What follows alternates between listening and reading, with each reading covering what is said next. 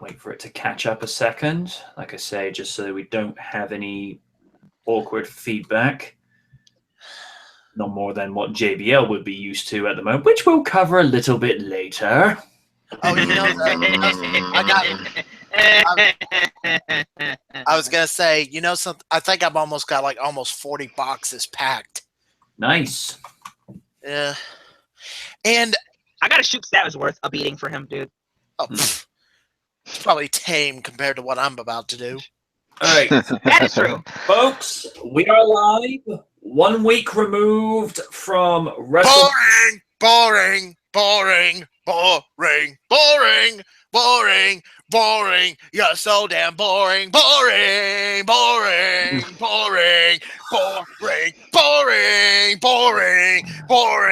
fired. You're so boring. You done? Nope. You're so boring. Not you, MJ. Talking about Roman Reigns, the fucking cunt back. Wow. Jeez. And Vince McMahon will never not care. Dude, you pissed in your cornflakes this morning. Actually, no, rhetorical question. I don't want to know.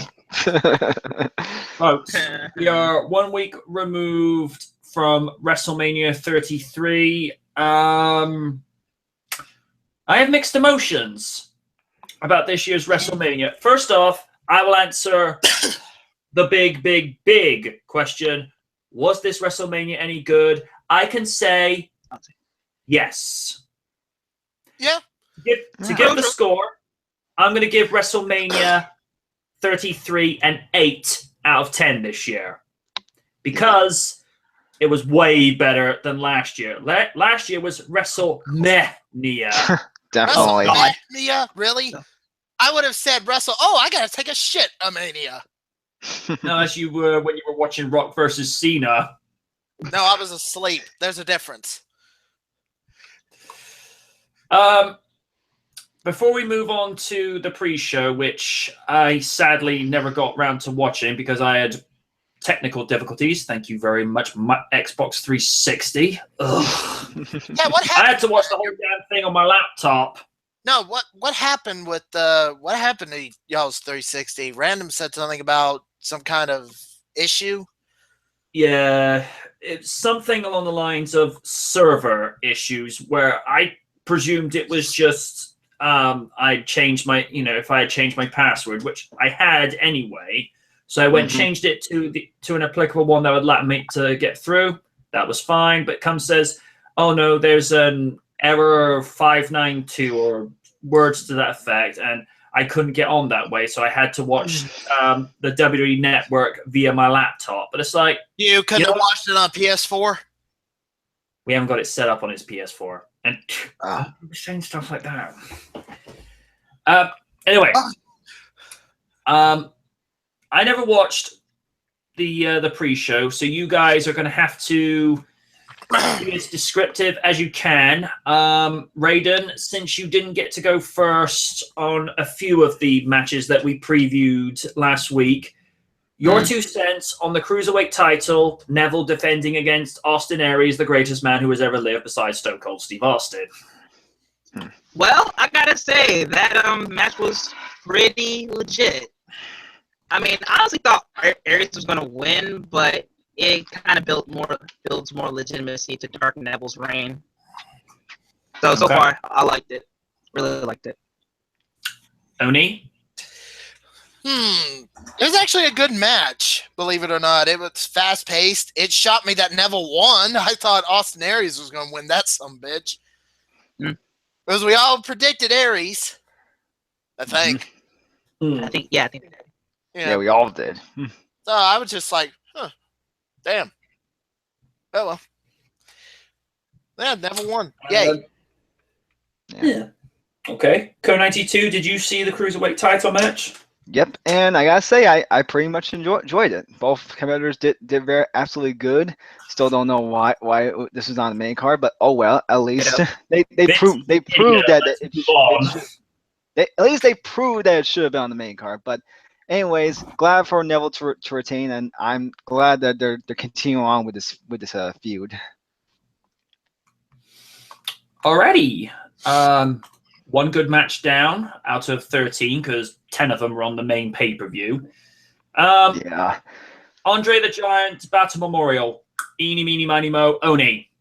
Fuck that match. Fuck every single bitch. Yeah. No. Bro. The only good thing that came out of that was Killian Dane, or should I call him by his actual ring name, Big Damo. Okay. The only good thing to ever come out of WCPW. Okay. Oh, what are you gonna do, Pachiti, huh? What are you gonna do? You should have been called Plum Pie. You fucking asshole. What are you gonna do? You're gonna start another fight? What are you gonna do? What are you gonna do, Pachiti? Start another fight you can't win? I mean, look at your fight with Frank the Clown. Do I dare even ask? Oh, good lord. Okay, let me start off. Minus Killian Dane, who is awesome. Mm-hmm. Fuck every solitary second of that Andre the Giant Memorial Battle Royal. Fuck the announcer who drove Mauro Ranallo out of WWE. Stay classy, JBL. Hey, Fuck classy his- jackass. Mm-hmm. I still question why on this God's green earth do people who are good-hearted die young and assholes get to live longer? Oh, well. We all question that. Yeah, I think I've questioned my own sanity so many times, I'm surprised I'm not in an insane asylum, because I actually question whether or not somebody would snipe JBL in the face. I mean, literal bullet from a building right between the brain. And now the government's going to be looking at me like I'm crazy. No comment. I'm just saying, I'm surprised nobody has done that yet. There are people that crazy. Trust me on this. I should know. Oh my God! It just the finish. The finish was just a big fuck you too. Oh! Let's have a fucking Patriot in a fucking match. Like, he'll draw some big bucks. Fucking Rob Gronk, what's his name? Rob Gronkowski. Douchebag. That's what I'm gonna call him. Douchebag. After Jinder Mahal threw, what was it, soda or beer? I couldn't tell. I guess beer. I think it was Probably beer. I don't know. a little too water to be beer. Anyway, he throws it in Douchebag's face. Douchebag starts climbing, for his over the railing for his spot. The funniest part about this, there is one funny part. There's a security lady, didn't know the spot, tried to keep him back. Oh, I heard about that. Oh my God. Oops. And the other guards are like, no, let him through. This is part of a storyline. Oh, go ahead, sir. First day on the job, I guess. First day. Probably. and quite possibly the last day on the job. Nah. I wonder if she was the same security guard that dragged out Elias Sampson in the recent NXT episode. I don't know, but I am gonna say this. God bless her.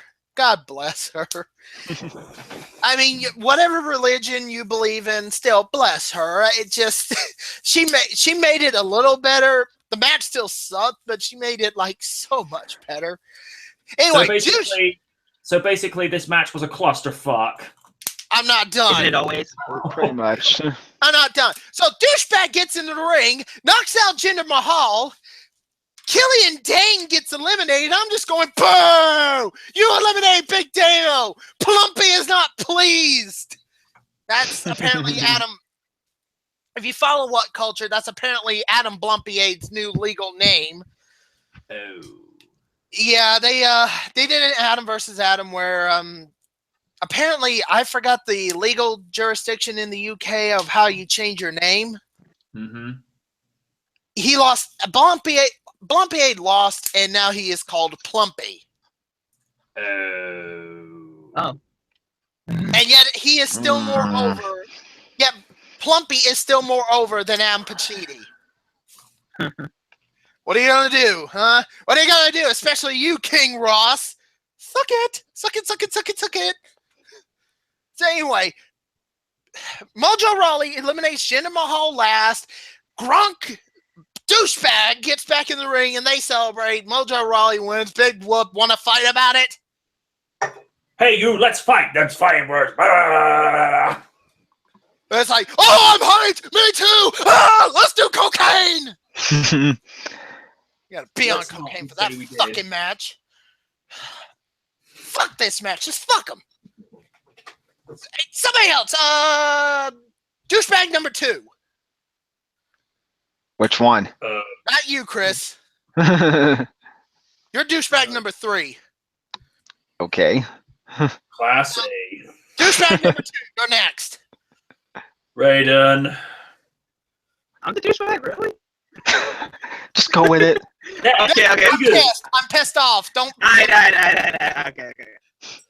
Well, like what Oni says, I can care less about this match. It's always a clusterfuck. So, the only thing good, in my opinion, that Mojo Rawley attended Maryland University, which is my mom's alma mater. So good on him.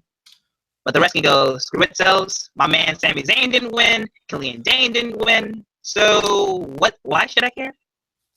Exactly. Mm-hmm. Chris, go. There's not much to say about it. I mean, congrats to Mojo Rawley and all that stuff, and yeah, on to the next one. MJ, let me do this one. Let me do this next one. Let me do this little intro. The Intercontinental I Told You So title match on the pre-show, which concerned Dean, I Told You So Ambrose, and Baron, I Told You So Corbin, and the match that was I Told You So. Did I mention I Told You So, MJ? I do recall you going saying, This is going to be on the previous show. The Intercontinental Championship is now the top title for jobbers. And I need my cheesy poos and some happy tots. No, but legit. Did I mention one of those 3 matches that I mentioned should have been on the pre-show? Who's typing? not me. Answer side. Sorry. I'm good. Anyway. I was waiting for the Miz. Very funny. Anyway, remember what I said one of those 3 matches should be on the pre-show instead of the SmackDown Women's Championship match? Mm-hmm. I think I said especially the Intercontinental title match. This is not the first time this has happened to the IC title, lest we remember what happened at Mania 29 with The Miz versus Bad News Barra. But I told you so, didn't I? Didn't I? I told you. Pretty much. Oni was right. Praise be to the Oni because he is awesome at everything. And I really, really hate being right sometimes. That match was, as I predicted, boring as piss. I'm glad it was moved to the pre-show, to be honest. If it had been on the main card, that would have been my piss break right there. So that would have been your core versus anti-core match. Yeah, that would have been my core versus anti-core match. Me going to the bathroom, coming back, what the fuck? Except this lasted longer. What was it you said 6 years ago? It's like, that was a race! If I'd have gone to the bathroom, piss, like, come back, what the fuck? Exactly. It just... Except he would have been, oh, piss break, going to the bathroom, come back. Oh, it's still going. I'm going to fix me a pizza. Fix me a pizza, come back. Oh, this is still boring. We'll go outside, check my mail because I hadn't checked in days. Come back. Oh, this is still going? Great. I'm going to pack a couple of boxes. The end. I'm surprised Dean Ambrose won, though. Yeah. Code 92? Yeah, I found this match to be okay, and I was expecting the Baron Corbin to win this match, but hey, I'm okay with Dean Ambrose retaining and at least see guys' first WrestleMania win for once. Yeah, was there really any have that meh street fight with Brock Lesnar last year? I mean, I remember watching that match and like, Yeah. Yeah, you know, Brock needs his WrestleMania money. I need to have this WrestleMania money so I could go buy myself a speaking class. Brock! Everyone's like, oh gosh, no. Brock, do you speak is better than Raichu did? Oh, what's a Raichu?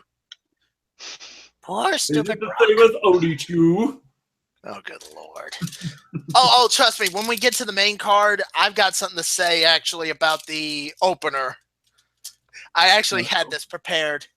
Oh. Yeah. Let's just continue on. Raiden? All right. Sad this was on the pre-show. Match was okay. I thought Corbin was gonna win, but Amber's winning not too bad, especially that cool street fight they had on SmackDown. So we'll see where that goes. So I don't know. Okay. Oh yeah, Shinsuke Nakamura's on SmackDown. Yes! Oh yes. Yes. Oh, I'm just Calm it down with the yelling. We're just going to give a quick shout out to CK Smith 08, who's listening from the live chat. He said, "What's up, guys? We're doing great. I was surprised that Goldberg got booed by the whole crowd. Crowd, go home. You're drunk." Oh, we'll get to that later. Let MJ, your thoughts since I stole this from you, and I'm about to steal the opener I too. didn't actually watch the Intercontinental title match because, again, I was having technical problems. Oh yeah, that's right. Okay, let's move on to the opener. The main show. Shane McMahon versus AJ Styles. Before the match, Brock Lesnar goes to Shane. "Oh, hey Shane, what you doing?" "Oh, I'm thinking about wanting to jump off either that roller coaster or jump off that ring to go to the bottom ring. What's up?" "I got an idea on how to make your matches spectacular." "Uncle Lord, I'm afraid to ask. What's that?" "How about you do a shooting star press?" Didn't that almost kill you? It killed my brain cells. My brain cells. You had one? What? Anyway, what's your idea? "I was thinking of you jumping off the turnbuckle onto AJ Styles with the shooting star press." "So you're betting me I couldn't do it from the top of the ring to the other one?" Yeah. Let's see what I can do. And by the way, I know AJ Styles won that match, but Shane McMahon doing a shooting star press. At his age as well, I'm like, hey, come on. That was insane, man. And even though AJ moved out of the way, at least fucking Shane didn't land on his head. Yeah. He was just like, "Oh dear God, let me make it through this. Yup, right on his stomach. Oh shit, that hurt. At least I didn't lose 8 brain cells. Oh, Uncle Paul, is he talking about me again?" Gosh dang it, Brock. Uncle Paul, I feel like I should go up and talk. Brock, we've talked about this before. No. But he didn't do the shooting star press correctly. Neither did you. I did it correctly. You're supposed to land on your head. Barkeep! I'm sorry. It's just when he did it, I just thought of 50 fucking jokes. 50 fucking jokes from Shane McMahon's shooting star press, and it's just like, holy shit, he fucking did it better than Brock. Oh my God. You can never get away from that, ever. No. Hell, the match was actually entertaining for an opener. It was like WWE wants to get the good shit out of the way before you get to the crap. Yeah. Anyway, MJ, go on. I'm sorry. Shane O'Mac versus AJ Styles. I find it weird when you have a main event caliber match as the opener for the main card, with Shane O proving that there's plenty left in the tank. The fact that AJ won is irrelevant. The fans won the first match of the night with that 5-star display. Raiden. I'm not gonna lie, I was surprised that AJ won because it looked like WWE was pegging Shane to win in the first place, but AJ winning was great. The match itself was pretty damn entertaining, and there was some pretty good spots, especially with the old school coast to coast trash can spot that Yeah. Shane is always good for. And that should be Star Press. I'm like, Shane, I gotta give it to you. You still got it, man. You still got it. Mhm. Age is just a number with Shano. Yeah. Yeah. He's better than any part timer that's in WWE now. Hey yo. Mhm. Age is just a number, so is death-defying stunts. True. That ring on top of the ring looks fun. I'm gonna jump it. No, Shane! No! How did you make Shano sound like Goku? At this Which- point, I wouldn't be surprised. I just last year at the Hell in a Cell, I was like, that's a nice Hell in a Cell you got there. Yeah. I'm gonna jump it. No, Shane, no! Oh, God. And Michael Cole was exposed. So will that be Kevin Owens Vegeta? What?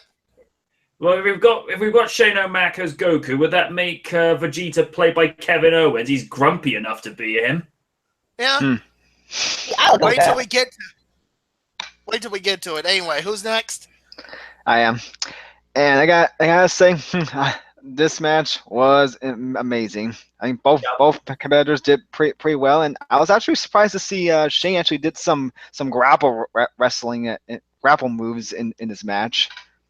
So overall, I tip my hat off to both of them. Both did a good job, and AJ, congrats for AJ on the win. Has to be said on SmackDown, AJ showed some real class, even though he's still technically heel. More like a tweener, I believe. It's like, hey, that's class.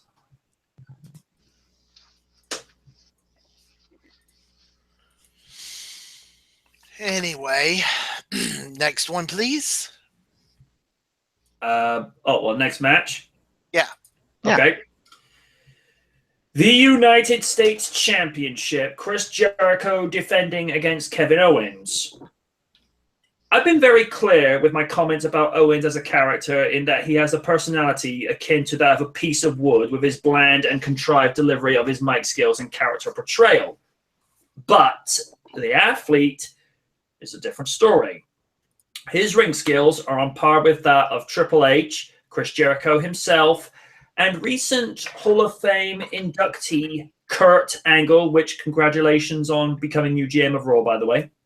I have to give him kudos for using the tip of his finger to break the count. Cocky SOB, but it kept him in the match. 2 for 2 for good matches. Oni, I'm waiting to hear what you have to say. The match, even though it was great, it wasn't as good as the first one, but it did have its moments, like the finger tip Oh no! right on the rope. I was like, oh my God, you are such an asshole. But it is great. Oh, cocky son of a bitch! It's like, just when you thought Jericho had the win, he could have just grabbed it with a hand. Nope. Boop. He tipped it in his favor. Get out. That was Okay. horrible. That was horrible. Get out. Hey, you've known me for how long? You knew I was going to do that. I know, and that's why I told you to get out. Okay. Oh my God. It just still. It was a good match. At the end, the ending felt rushed a little bit, but Yeah. I'd still give it a good. I'd give it another watch. Yeah. All right. Raiden? I think the one moment that really got me so hyped was when Jericho brought the countdown. It's like 10, Yeah. 9. Yeah. Kind of wish he did his like trademark pose like he always do, but I'll take what I can get. The match itself was pretty fun. It was good to see that the United States title got a lot of love, especially what happened with WrestleMania 31, I believe.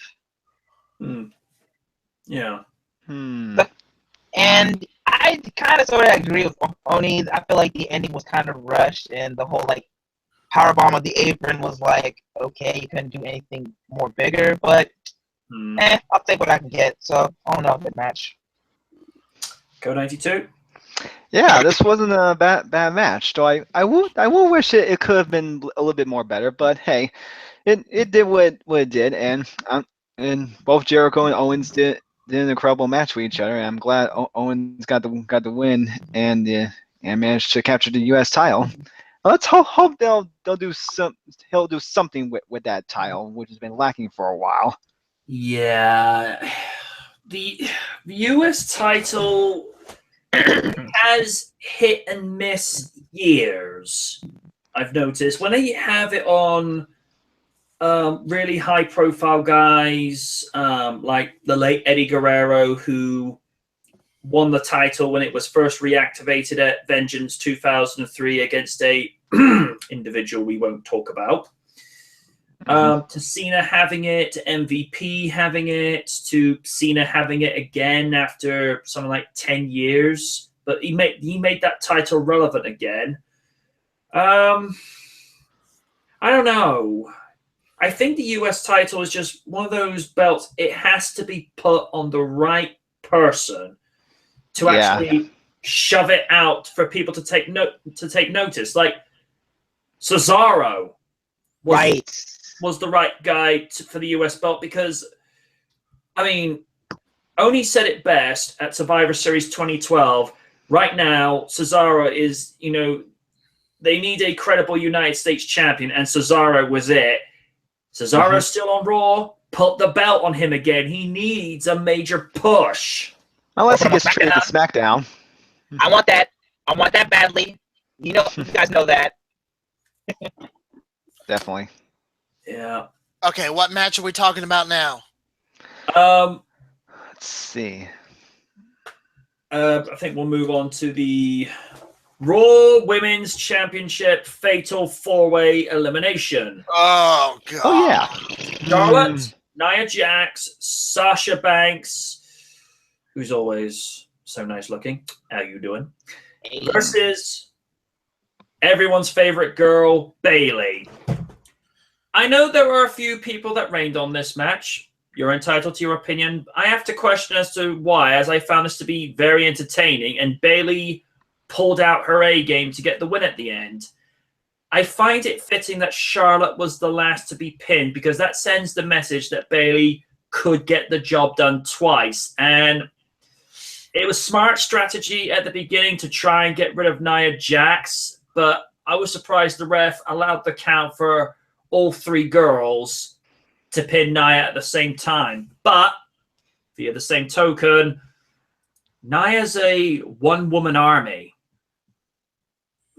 Sending, say, sake of discussion, Sasha versus her, it's like sending, it'd be like sending Gilbert against the Big Show. He's going to, or no. It'll be like sending James Ellsworth versus the Big Show. Big Show be like, what you doing? Oni sounds like he's got a lot to vent, so go nuts, dude. Okay, first off, Echo. Who's got an echo? Is it gone? Good. Mhm.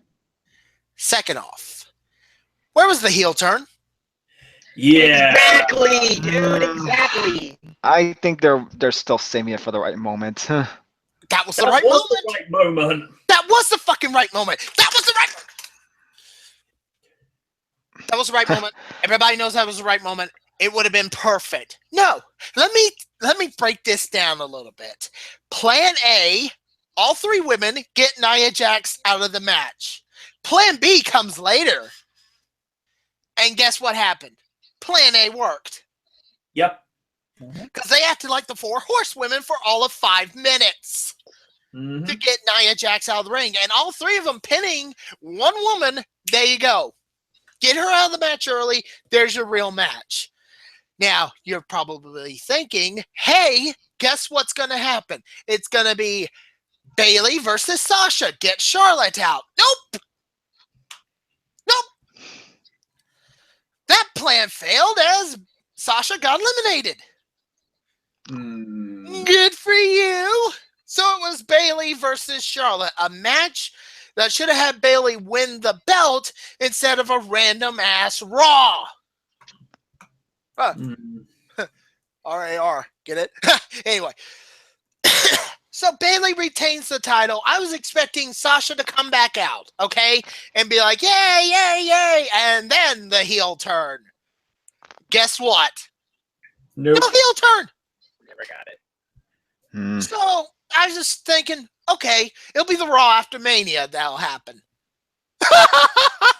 Nope. The faces win. No heel turn for Sasha though, but Charlotte got her ass kicked by the heels. Why? I don't get it.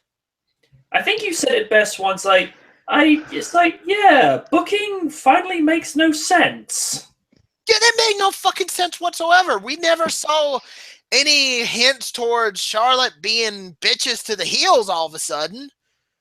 Or her ego might have been. I might have missed it somewhere, but I'm sorry, but that was random as fuck out of nowhere. The entire match was just a miss. You had the perfect opportunity to turn Sasha heel. You failed. Not once, not twice, but 3 times. What are you going to do for the superstar shakeup? You're going to do it then? Because if they get Sasha to, say, turn heel, if she gets drafted to SmackDown, it'd be like, what's okay, turn heel against whom? Because That's what I was going to say, dude. Bayley. Yeah, Bayley would have been the perfect plan. Turn her heel on Bayley. You draft her to SmackDown. Oh, who are you going to turn heel on? Becky Lynch? Pfft, been there, done that, got the t-shirt. Who are you going to turn heel on? Mickey James? Please. I mean, I love Mickey, don't get me wrong, but who are you going to turn heel on? Alexa Bliss? Oops. Already heel. Yeah. Who are you going to turn heel on? Naomi? Not my girl Naomi. She suffered enough. Well, to be honest, that would make a little bit of sense considering Team Bad. Thanks to ponder on that one, so I'll leave that one up for discussion later. But anyone else besides maybe Naomi and Bayley? No. So what are we getting instead? Oh, we're getting a Charlotte face turn. Why? Oh dear. I don't know. Oh dear. Oh crap. Yeah, I was about to say, Raiden, this is Angry Oni. Say hi to him. Oh god, I think I might want to shield my ears for this one. Yeah, you might want to do that. Oh god. Oh dear.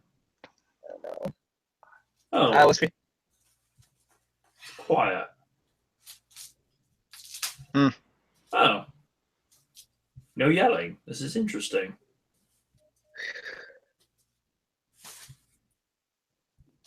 Well, this is awkward. he might jump scare us with that, actually. No. He's actually afraid of jump scares. Don't do that. Oh, me too, dude. Me too. I ain't gonna lie. Yeah. Besides, I don't want to picture jump scare Oni. Oh dear. Oh no. I think he's being a dead horse. And the dead horse been beaten enough. All right, I'm back. I'm good. Yes. I had to move some boxes too, so yay. I might have to move some more in a minute for real, though. One of them's crushing the other one, and I've got collectibles, and Yeah.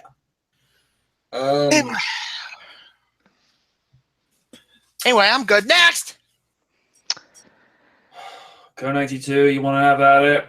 Yeah, I actually thought the match was pretty decent. Though I would have loved to have would have been nice if it was down to Sasha and Bayley at the match. But hey, take what you can give. I mean, and I'm glad Bayley retained, and I'm glad they didn't do another flip flopping this time. No.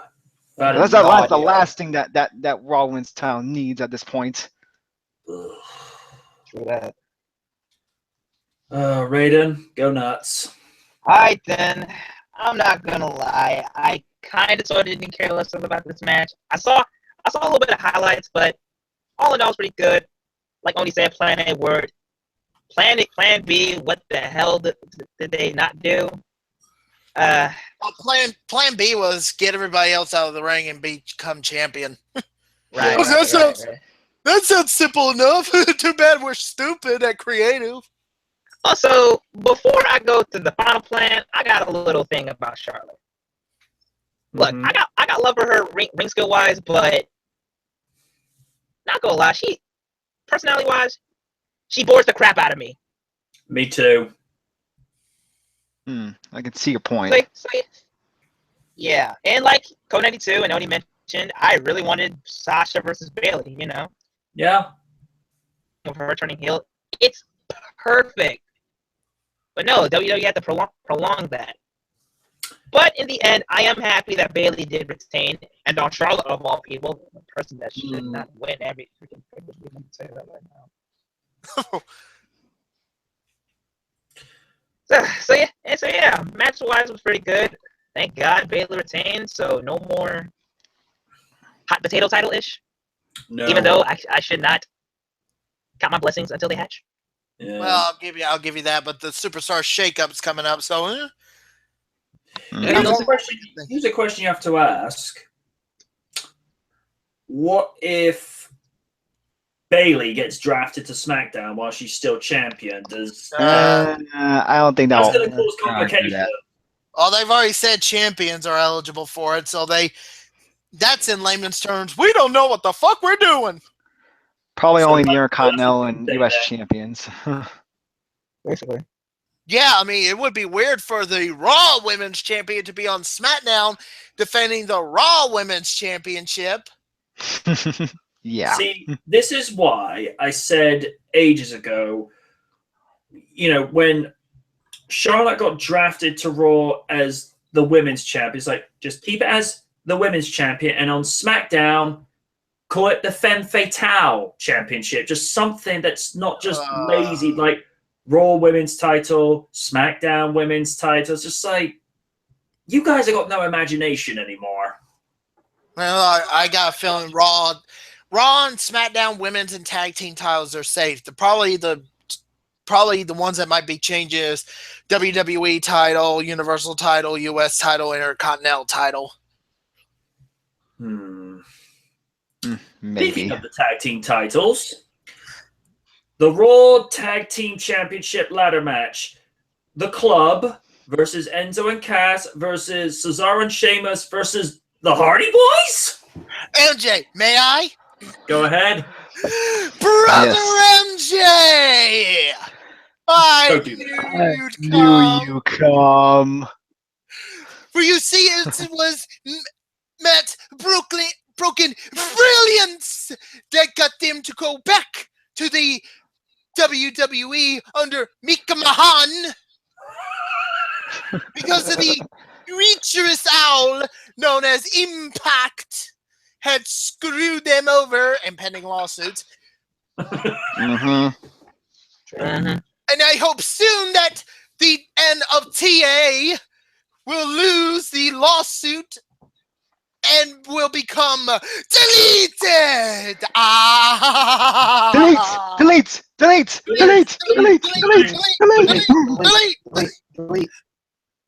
You are way late on that one. Get out. Apparently, there was a You are an obsolete mule. Apparently, I don't know if this is legit. Apparently, there was a crowd in the sign that said, "Fuck that owl." Yes! Oh yes. Yes! Have you heard the Raw after Mania? The crowd chanted yes! that. Of course they did. I started freaking the fuck out. When did that happen? Fuck that out! Fuck that out! This crowd, I love you. Well, don't you know the post? Yeah, suck it, Ed Norham. Yeah, well, don't you know the post WrestleMania Raw is always the best thing about WrestleMania weekend? Yeah. Sadly. And the SmackDown, which was pretty good.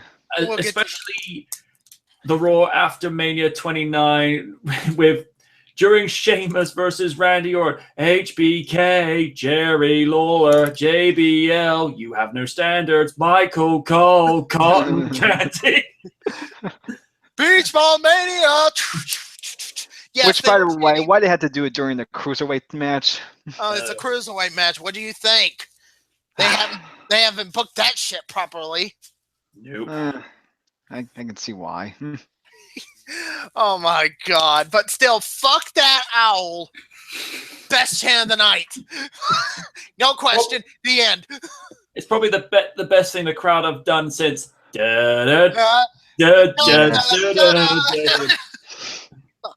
That New Jersey crowd. We love you, by the way, guys. Well, actually, it's more because of there's international people in the crowd. Yeah, but still. But it does make me happy knowing this, that pretty much people are sick and tired of TNA now after what happened. It took you that long, and it's gotten to such a point that most of your roster has left again. Yeah, nice going, Anthem. Yeah, let's bring Jeff Jarrett back. Oh dear. He kind of sort of is back, but hidden. Mostly creative-wise. Yeah, you get rid of Dixie Carter, but you pretty much made her look like a fucking saint. How do you feel? I can't believe I never thought to see the day that they actually made Dixie Carter more likable. Oh god, that hurts. That hurts to even think.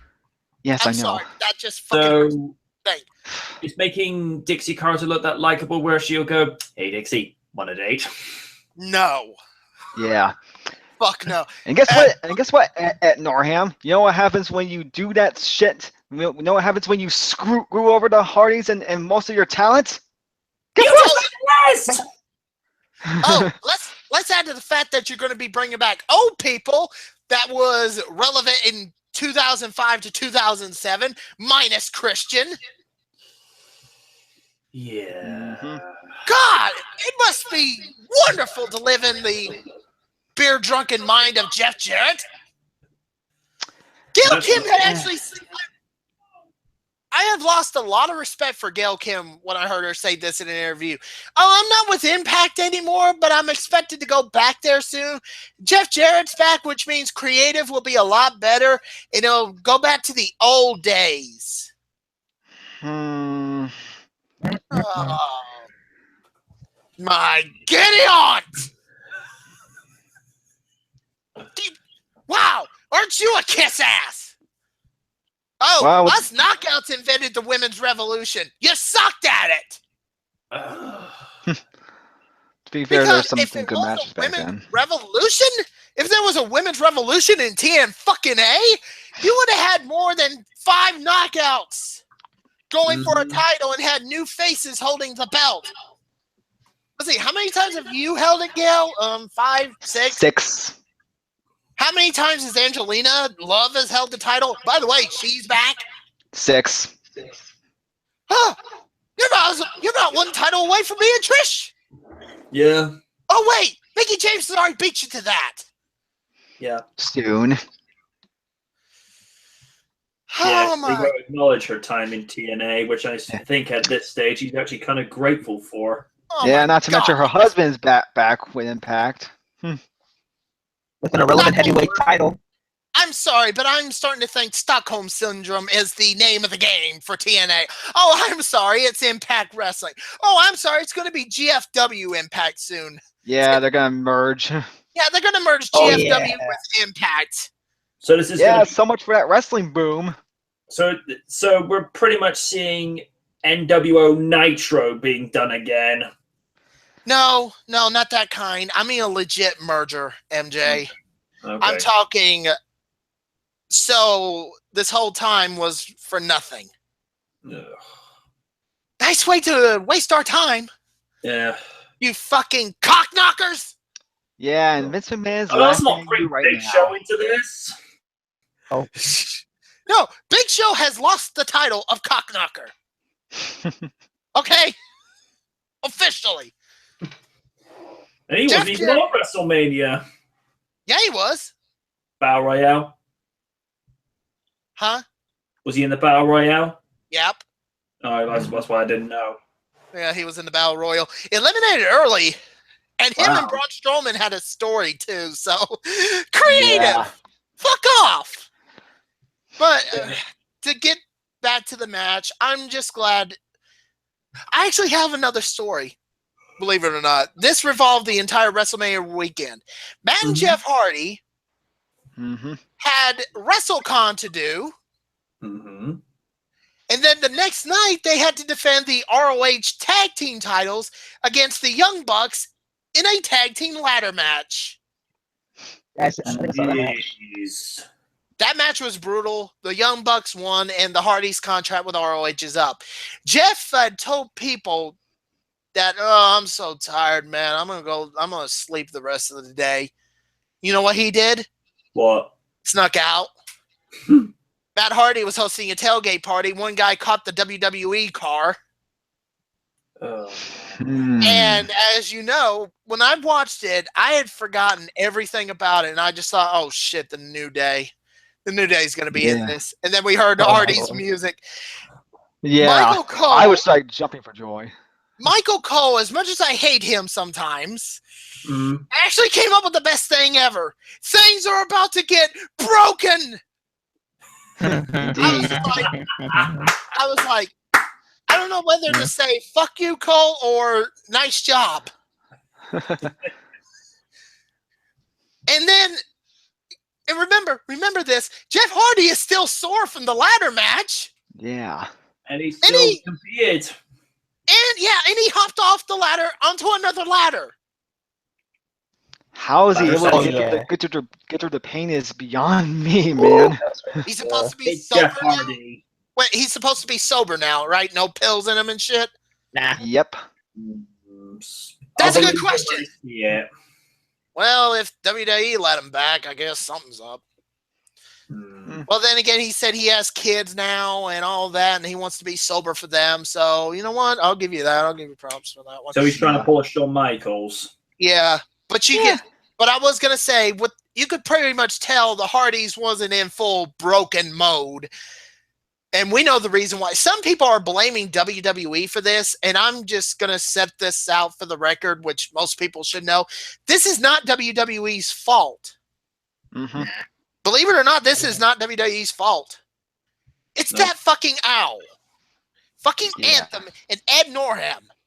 That's their fault. If they had the rights to the Broken Brilliance, the Hardys did, and went in such litigation with it in a lawsuit, probably Vince McMahon would have let them use it. Right now, it's like they can use a little of it, but not go full broken. Yeah. True. Yet. Not until this lawsuit has ended. Yeah. And I don't blame WWE for not wanting to do it right now. If it wasn't for the lawsuit, they probably would have done it. And if they wouldn't have, then we would have blamed them. But with this lawsuit going, going, oh, sorry. Go ahead. Well, I was about to say, I mean, WWE is actually backing up the Hardys. They're actually helping them with the lawsuit, which is pretty outrageous when you think about it. Exactly. WWE, though, it's crazy, but wow. Yeah. There's some times where WWE does surprise me. Mm-hmm. And this is one of them. I hope the Hardys win. Yeah. I want Anthem to be hurt. I want them hurt. But yeah, I said in the pre-show panel, I went mulligan. And then when I saw the Hardys, I literally said, fuck my mulligan, Hardys to win. Hardys won. I think that is one of those rare times where I can just throw my mulligan away and choose somebody better. Yeah. Right. I don't think anyone could have predicted the Hardys returning that night. Kind of disappointed that Matt's broken gimmick was not in place, even though there was some chance of it in the crowd. Yeah. 8 years since the Hardys have been together, and they have not missed a beat. I kind of feel bad for Enzo and Cass because this was their opportunity, but via the same token, I don't think anyone would complain if the roles were reversed. Exactly. Yeah. Oh, I gotta say, MJ, what did your brother, the random one, actually thought about the broken brilliance of Matt Hardy? He doesn't watch wrestling anymore. But I know, but I don't know if he has or he hasn't, but he probably pull that face off like, what kind of drugs are you on and where can I get some? And hey, remember, this is coming from the guy who hated this idea, and I started slowly growing into it. So Yeah, I think we all did. It was like at the beginning, like, what the fuck are you on? But then it slowly grew on us, and like, yeah, Yeah. I get it. I kind of like it. yeah, Some people have dubbed Matt, whilst doing this, as the king of not breaking kayfabe. kayfabe, but yeah, you're right. He even did it in short interviews. I saw an interview he did with TMZ, and I'm like, dude, what the fuck are you on? He did an interview with Wrestling with Regrets, Brian Zane, stealing character. He did that with Chris Jericho as well, and there's a picture of Jericho, I think, either on his website or his Twitter, with Matt doing the whole, completely out there look, and Jericho's like, what the fuck are you doing?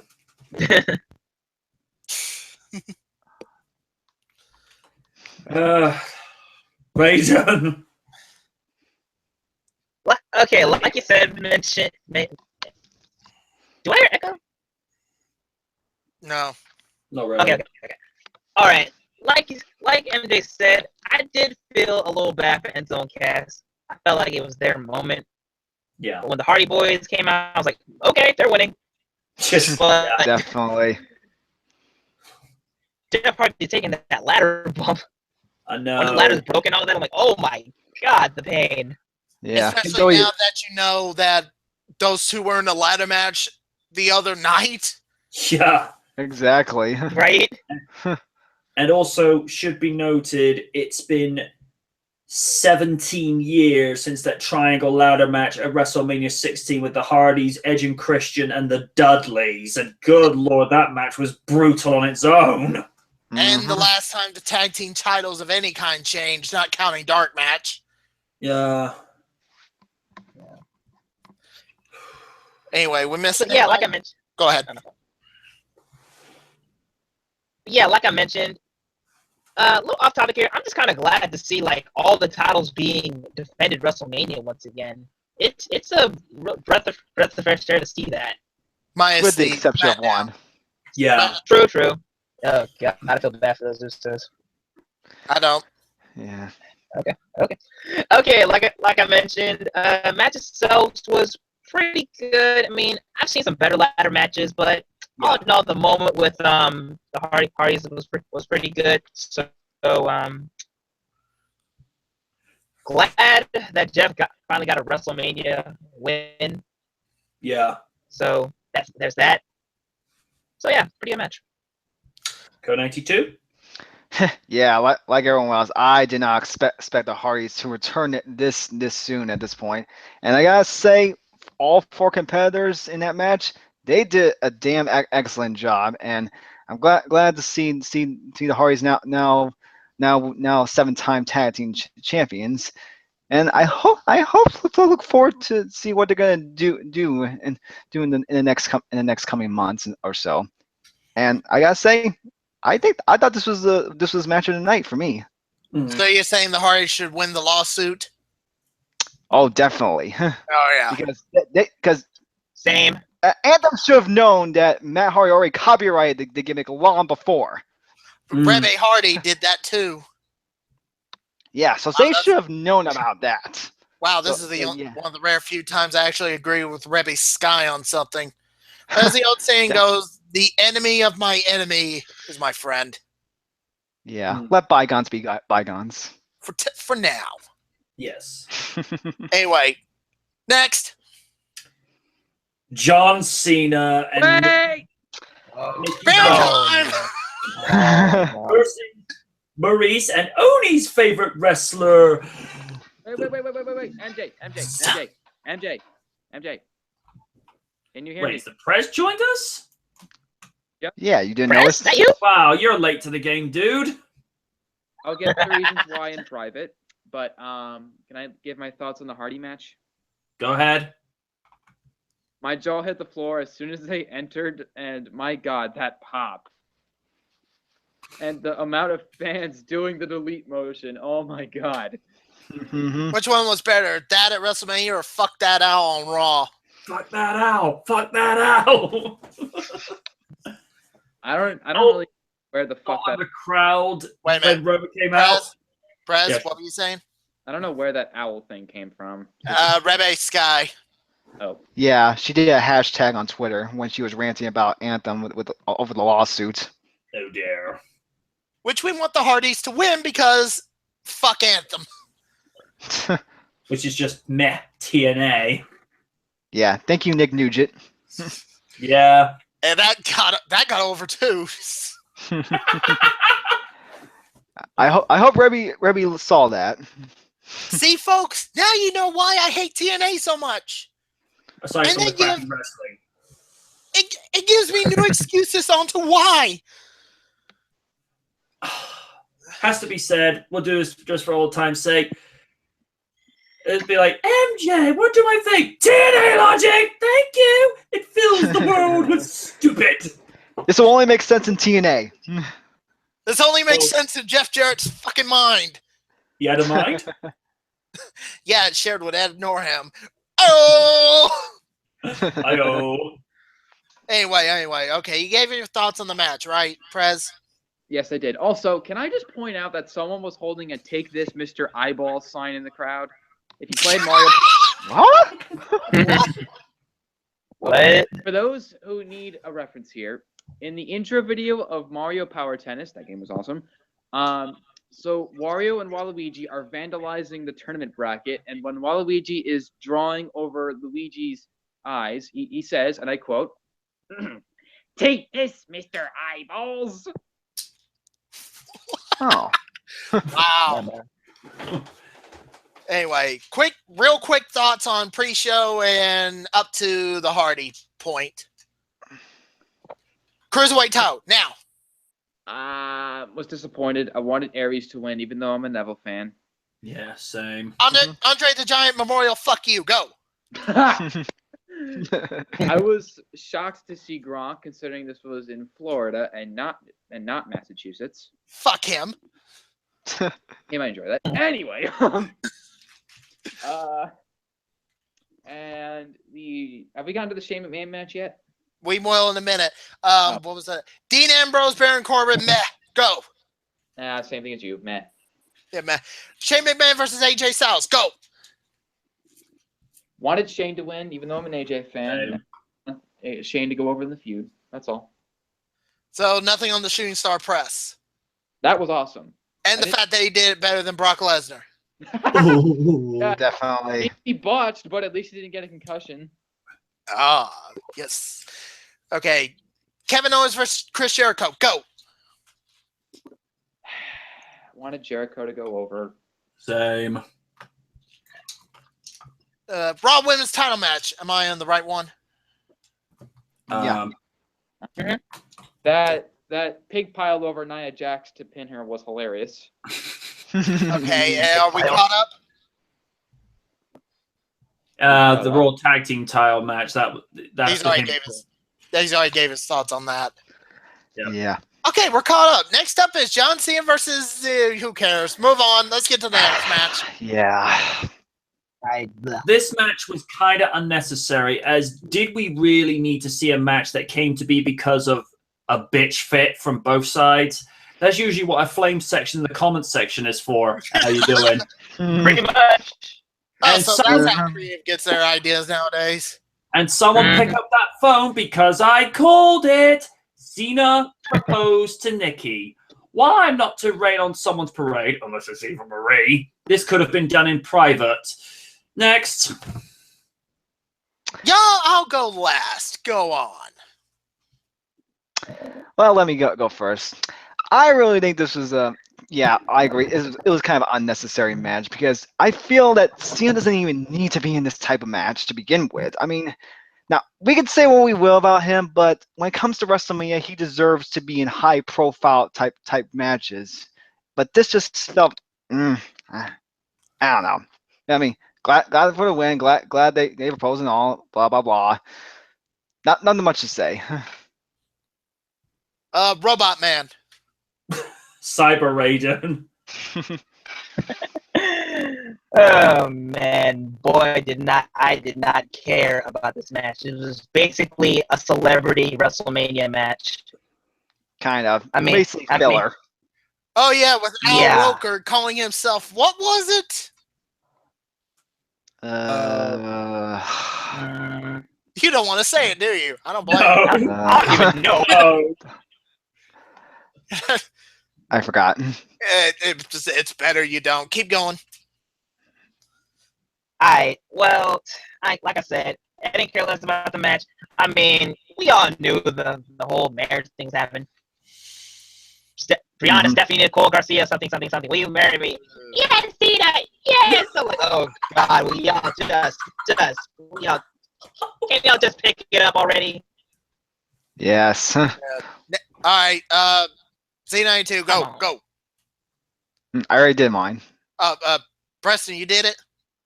Not yet. Go. Go ahead. So, if your name is Howard Wolowitz, I am sure you would have enjoyed the part of the match with in which Nikki Bella was wrestling Maurice. And if you've never seen The Big Bang Theory, you will not get the reference. In case you I'm want- surprised. I'm it's- surprised anybody at the Big Bang Theory even knows about wrestling. In case you want to know, Get there's to the point. Okay, I'll talk about it later. No. Get to the reference. Oh, okay. Howard Wolowitz basically goes, "Oh my God, girl fight!" That's what Nikki Bella versus. I know what episode you're talking about. Wow, that was so funny. I forgot to laugh. Don't worry, the Miz is here to hug you. Get away from me. Here, I'll join in the hug too. Get to the point. Finish it up so I can get to my thoughts. God help us. Do a big hug like Teletubbies. Anyway, I was extremely touched by the proposal between Cena and Nikki, and I was immediately thinking of MJ when I saw it. I'm like, damn, MJ, can you see the future? I can see the future. No, just most of us call that. We do not need to picture Brock Lesnar and DBZ abridged, MJ. Oh God. Oh Yeah, that was God. Broly. I am. Hold No, on. wait a minute. Hey, Oni, I have to do this. Hold on. Hey, Uncle Paul, what did the scouter say about his power level? Oh God. Oh, don't do that whole joke again. Just for that, now I get to do this. Could you imagine if one of the animators that were doing the Cell Games thing before the new episode came out put in Brock and Paul? Oh against gosh, Brock? dang! You read my mind. No. So you're picturing Brock Lesnar as Mr. Satan? No, Ugh. I was picturing Brock as Brock. He's picturing Brock versus Cell. Brock versus Cell. And that would go over well as a popcorn fart. Like, but Mr. Cell, I am the hype. Kill him! Wait a minute. I believe you can refer to me as Mr. Perfect Cell. Thank you very much. Mm-hmm. And you want to try that again, Baldy? I still think it would be funnier if Random had voiced him and have Cell have an obsession with Barry Manilow's music. Oh well, take what you get. Anyway, are we done here so I can get to my thoughts? Yep. Raiden Okay. said his piece. All right. Raiden, you said your piece, didn't you? Yeah, I did. Okay, Okay. Tony, go Max. That was when I finally got my beer. My very last beer ever. Oh no. I said I was going to save it for a special occasion. This was the special occasion, and I think for the rest of the night I started drunk tweeting. I don't know what the fuck I said. Oh no. What happened after? And I look back on it and go, what did I say? I look at this match as a I told you so kind of deal. This match was not needed. This match was not wanted. This match should have not been talked about. Why the fuck was Al Roker there? Why in the fuck did any of this had to make sense? And why in God's name do you want to have a fake marriage proposal on a fake sport that had a fake reality show that everything's fake about it except for the prenup? By the way, get a prenup. That'll help. Next season of Total Bellas. It's a season-long thing of John Cena getting a prenup. Tune in. That'll get you ratings. Oh, I've been looking on a... I don't know if there's any truth to this rumor. Originally, they wanted Cena to face The Undertaker, but had this match put together instead because they thought it would be a bigger deal. No, they put that match together because Cena versus Orton wasn't going to happen, so they wanted to do Cena versus Taker, but since Taker is about done, they was like, you know what, fuck it, let's just try for the other thing and just put Cena and Nikki in a match, blah, blah, blah, blah, blah, blah, blah, blah, blah, fuck you. And fuck you. Yeah. And fuck you. And fuck you. And then fuck you. And now I'm picturing Oni saying something like, my room, 10 minutes. Ew. Ew. Anyway, this match was not needed. Maryse didn't even wrestle, did she? I think No, I just not really. Barely. Oh, word? I didn't even. Damn. I was just drinking that beer like it was Thursday. Hmm. Jeez, man, it just. I said my piece in the pre-show panel. This fucking match. And everybody in the fucking internet wrestling community, to even Jim Cornette himself, had pulled this one out of the hat and thought, oh, this is where they're going to propose and all that. None of us gave a damn. Oh, wait, here's a box of fucks. Let me dig in here. Let's see. Nope, no fucks in here. This match doesn't exist. I don't want it to exist, and it's going to suck when I have to cover it for the DLC chapter of the WrestleMania retrospective. God help me. I want a beer then. Imagine how Elman's going to react to it. Oh, God. This match does not feature Heath Slater proposing to Justin Gabriel as you go and register by disgust on the internet. But Elman, you are on the internet. Cosmic. Can we move on to the next match before I get more pissed off? How would we know the difference? Exactly. I'll walk out again. Oh dear. And then scream Seth like Rollins versus Triple H. This was not the brutal car wreck that I thought it would be. I don't think Seth really sold his injury the way he should have done.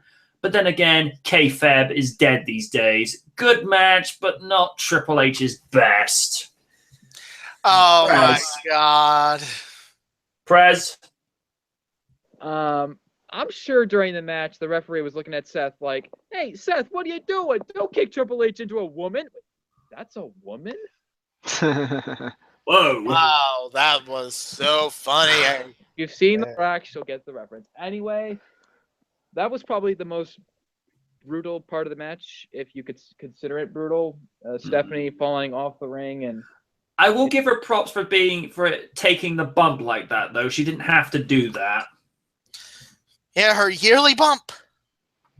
Mm-hmm. I mean, which was worse, getting speared by Roman or falling through the table?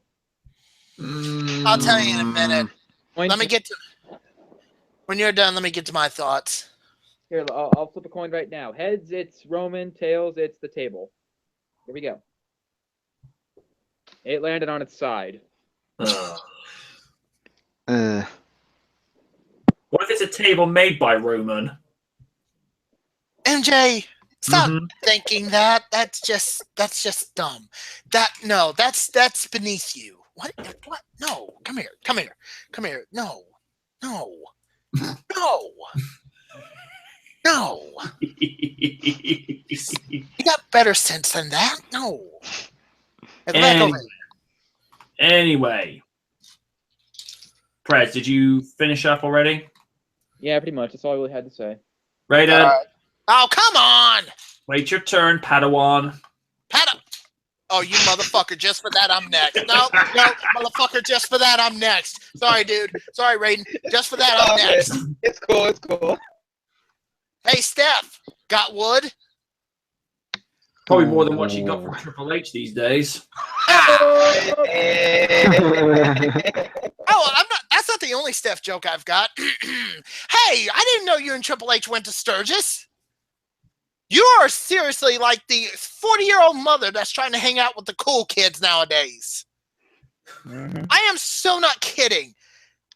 I would say something about her being empowered and all that, being empowerment for women. Then why are you on the bitch seat? Oh, Big Battle 22 just went boo. Poor joke, Oni. Oh, please. You know these jokes were coming.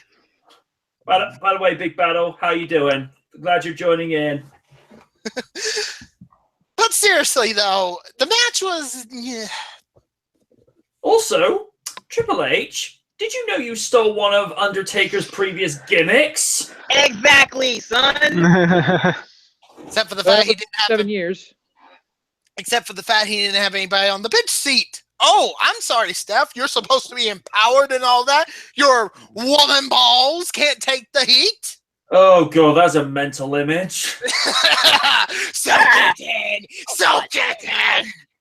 Oh God, That's reminding me of the Ms. Man character from the first Scary Movie. You know what the weirdest part about it? She sounded like China. Walking away. No, not kidding. That still scares me to this day. Anyway, legit. The match was not one of the best in the world for an unsanctioned match, and for the love of God, sell, Seth, sell the right fucking knee, man. Yeah. When Bret Hart sells a better knee than you have problems. So he needs to improve. Oh, that's so bad. I should have said it. Oh. Boo. Okay, go on. I'm sorry. Just sorry about that. You ever call me Padawan again, I swear, MJ, I will rip off your glasses and shove them. Okay, can we call you Jar Jar then? You can leave. You can leave. You can get Really? out. You can get out. Kick him. Kick him right now. That I have nothing. Really, dude? Oh, you look like so mad. Get out. Just get out. Just for that, we're going to refer to you as Meg Griffin. That was just horrible. Oh, God, man. no. Hey, Why you don't just you call me Marie? don't you so compare me to May Griffin, okay, Day? Okay, Eva Marie. Anyway. When the Rogues just joined us, goes home at last, and I find an MJ stream going. How you doing, sweetheart? Anyway, let's move on. Robot Boy. Cyber Okay. Raven. That was a good show. Okay. It always warms my heart to see the Authority get messed up. Okay, I gotta stop you right there. I am sorry. Forgive me. It's not the Authority anymore. It's just Triple H and Stephanie. Well, Stephanie, to be exact, because every time I see her on my screen, I just want to shield my eyes from all the venom and all the succubus tactics she always does to the male wrestlers. Yeah. And female wrestlers. The woman balls. Mm-hmm. You know what? I'll call it back. Oh God. Oni, no. Oh god. So yeah, That's the same again now. But if you legit, if you're gonna blame anybody, blame King Ross from What Culture. He is the one who started this shit. Well, he is a sick guy. Yeah. Anyway, continue on, Raven. I apologize. all good, all good. So yeah, like you mentioned, this match was okay, but not really violent. Yeah. And sometimes I crave violence because with grudge matches, it always works when it's always a brutal match, and sometimes when blood is involved. But we'll get to that. We'll get to that in another story. So I'm glad Seth won. I mean, you're right, MJ. That was definitely one of the most weakest Triple H matches I ever seen. Yeah. That motorcycle, even though you stole from. Oh yeah. Even though I want that. Although if you talk about grudge matches, one of the best ones that they've ever done with regards to violence, Royal Rumble 2000, Triple H versus Cactus Jack. Good Lord. Mm-hmm. Yes, sir. Yes, sir. Especially the fact that Triple H, continued to wrestle even though he had his leg punctured and blood was going into his boot. He still went and finished and even did the pedigree. That was... Yeah. Yeah. Damn. Yeah? Oh, Win just says, doing great, been slowly getting back into wrestling, so this caught my attention. Glad we could entertain. Cool. Oni, did you say your piece? I think you've already said your piece on this. Yeah, I said my piece on it. I've said my jokes and borrowed jokes from what culture about woman balls and all that. So I think it was Code 92. Ow! What the hell? Don't keep saying that word. Well, tell King Ross to stop saying it, and I will. Yeah, but you're nearer. Code 92. Yeah, this match started off a little bit slower, but I think it did start to pick up right around the near the end of the match, and I did of course like that like when Stephanie went through that table and all sorts. But so overall, it was a decent match. Not one of the best. I wish it could have been better and all, but I'm glad that Seth got the win. Yeah. Prez, did you... Wait, you think you already said this as well, haven't you? Yeah, he did. Okie dokie then. Up next, one of the first of two world title matches. SmackDown's WWE Championship, Bray Wyatt challenged by Randy Orton. Oh, Randy Blandy. Oh yes, I'm actually going to get to that. Wait your turn. Okay. Wait your turn. Okay. Mind Games doesn't even come close to describing this match, especially with the imagery that Bray used on the ring to throw Orton off his game. And the irony is, Randy learned from Triple H, who is considered the master of the head games, second only to The Undertaker. Mm-hmm. It made Randy look good, and at times it did briefly resemble an obligatory Randy Blandy match, but became a Bray Wyatt mindfuck. Hey, MJ. Oh God. No. No, we're not doing that joke because this is being legit here. In some way, I'm kind of glad Orton became champion again, but to me, the payoff was very meh. I think it would have meant more if Bray had retained and dropped it to Randy at the next SmackDown pay-per-view, because Bray's only had this belt for no more than a month and a half, and he's worked far too hard for that belt. And I'm not even a Bray Wyatt fan. Even I can recognize what this guy has put into the business in the last 4 years as Bray Wyatt, not Husky Harris, you mindless idiots. Mm-hmm. There's still some people who still chant Husky Harris to this day. I just hate those smarks. MJ, can I go first with this, because this kind of legit kind of bothered me. Go nuts. Okay.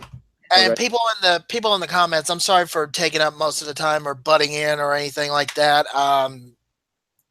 It's just because I think I've had more to say about this pay-per-view than, no offense to you guys. Mm-hmm. But can I be real with this match? Go on. This legit bothered the fuck out of me. Okay. I'm talking like after everything that's happened since February. When I saw the maggots, I literally walked out of the room. Yeah. Oh yeah. No, I didn't mean like in a disgusting kind of deal. It made me start thinking thoughts of you when and it just, I was like, oh, no, I can't deal with it. Nope. Yeah, I can't deal with the selling images. No, I couldn't deal with that. I couldn't deal with it at all. I went into another room and I sat down on the floor. Mm. I don't know. Yeah. It was disturbing. It was disturbing. Yeah, very disturbing. It was disturbing in a different way for me. Like I said, after everything that me and my family's been through, Yeah. I just didn't want to have another reminder of it. No. Even Orton was like, fuck this, I'm getting out of the ring. I came back in and then I saw the fucking worms and Oh. Oh yeah. what was it? Crickets, flies? What did you say? The crickets and the locusts. crickets and flies. It was locusts.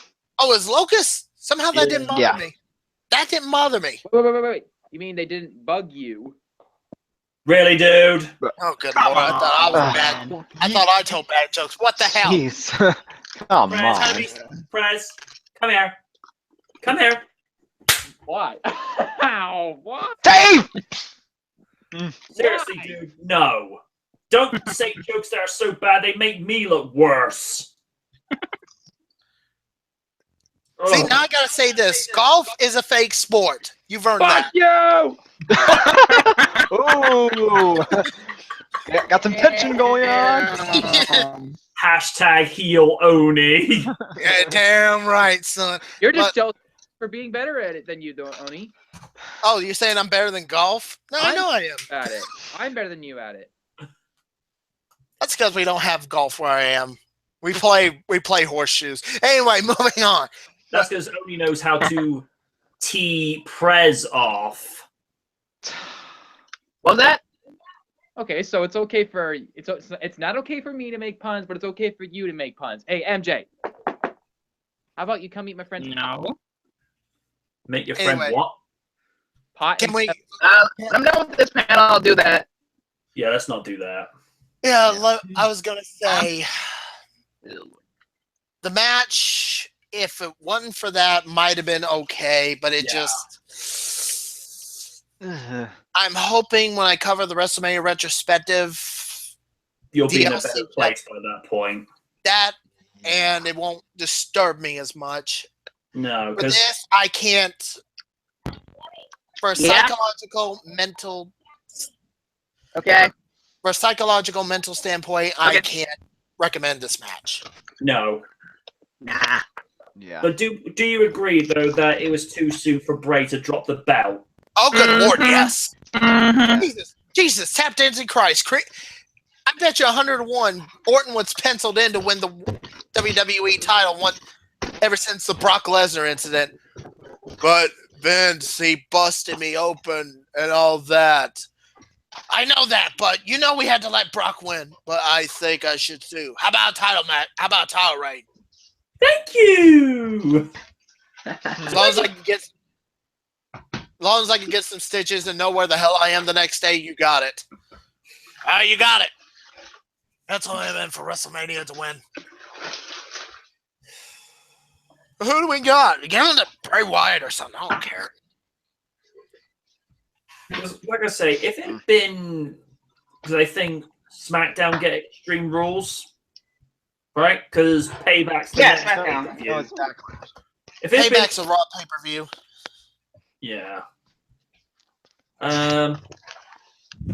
But that's what I'm saying. If it's Extreme Rules is a SmackDown pay-per-view because Payback's the next one up, I wouldn't have been bothered because Bray would have had more time as champion because, again, it's too early for him. Way too early for him to drop it. Anyway, Co92? Yeah, just like the last one, I thought this was a decent match that I wish could have been better, and creepy imagery notwithstanding. Yeah. And I do felt the ending felt a little bit anticlimactic.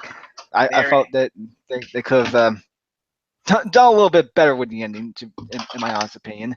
Yeah. But for what it is, it was decent for the most part.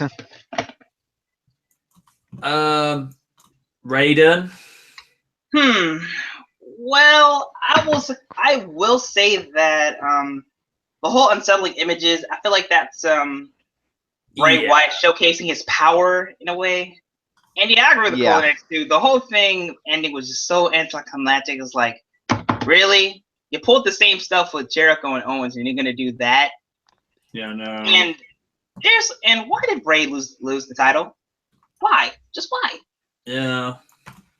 I mean, I guess they might put it back on him because of the whole, and I'm using air quotes here, Chamber of Horrors. I don't know. That sounds like an album cover to Insane Clown Posse, in my honest opinion. But decent match, but ending fell flat. Agree. Yeah. Has everyone said their piece on Bray Orton? I haven't. Go ahead.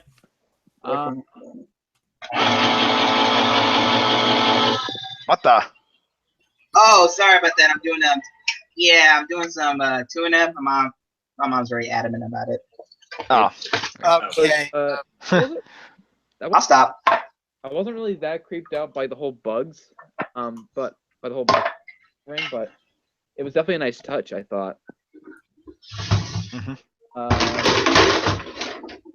That match wasn't really too exciting. Yeah. It wasn't really bad either. Okay. That's all I gotta say. Okay, did we get everybody? Yeah. I think so. Yeah. All right. Up next, the Universal Championship, Goldberg versus Brock Lesnar.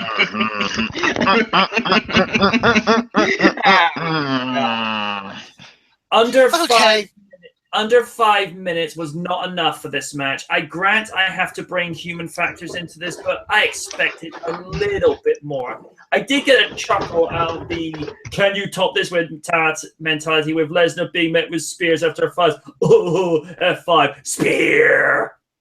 But I will give Goldberg and Lesnar this. This was better than their last match at Survivor Series. And 10 times better than their match at WrestleMania 20. Ugh. Oh yeah. Oni. Oh no. Okay. Their first encounter. Let's fight. No, let's have a staring contest. Okay. Their second encounter. Gotta go fist. Gotta go fist. This. I'm not. I'm bringing in Sonic speed. Ooh. It was too fast for you. But was it too fast for the naked eye? Sonic the Hedgehog! Their third encounter was that of a boxing fight. Yeah. So it was the right pace. You think it was too short? I think it was the right pace after everything they've been through. Their first encounter was a fucking snail's pace. You could have went and cooked you a pizza at that time frame. Cooked the pizza, took a piss, took a shower, done your errands, paid your bills, went out and grocery shopped, went out and got yourself some couple of video games, and make you another pizza, come back, and the match would still be going. And the crowd would be booing and started to chant Hogan. Brother. The second match was so fast you didn't even have time to even thought of a piss. Because it was so quick, so fast, you were ready to go to bed. I was like, hey, somebody answered my wishes, I'm going to bed. We're not counting the Royal Rumble one because it's the Royal Rumble, duh. Yeah. But their WrestleMania rematch, their third and final encounter, thank God, was at an equivalent of a boxing match. Quick, fast, done. and some people would say it was an MMA match. This felt like more boxing than MMA because you've had only finishers galore. It was like if you play any of the WWE games and you set your finishers to infinite. And I do mean infinite. You start off the match with a spear, jackhammer, F5, spear, jackhammer, 5 hits, 5 flips. Brock Lesnar finally got his win back, and we found out the real reason why Goldberg even came back in the first place. He did it for his son. Mm-hmm. There you go. Yeah. I do say that promo he did at the night after Mania was pretty nice. Yeah, he even said his son's taking better bumps than he ever did, more than he did at WrestleMania. So that was a good little rib. I'll give him that. But at least it's over. No more. Brock is the Universal Champion, and we'll never see that belt again for another year. Hey, you stole my joke. Because they want to build up Lesnar versus Reigns for next year. Why? Unless plans change, which I doubt. I wanted to change badly. Oh, trust me, we're going to get to him soon. Mm-hmm. And that's where my biggest criticism's going to come in. And it's going to take more than an hour, probably. I'm ready. Hope you got popcorn. Anyway, at least this match was the pace where it needed to be. I'll give him that. Moving on. Raiden. I'll be right back. I'm going to get a drink for real. Cool.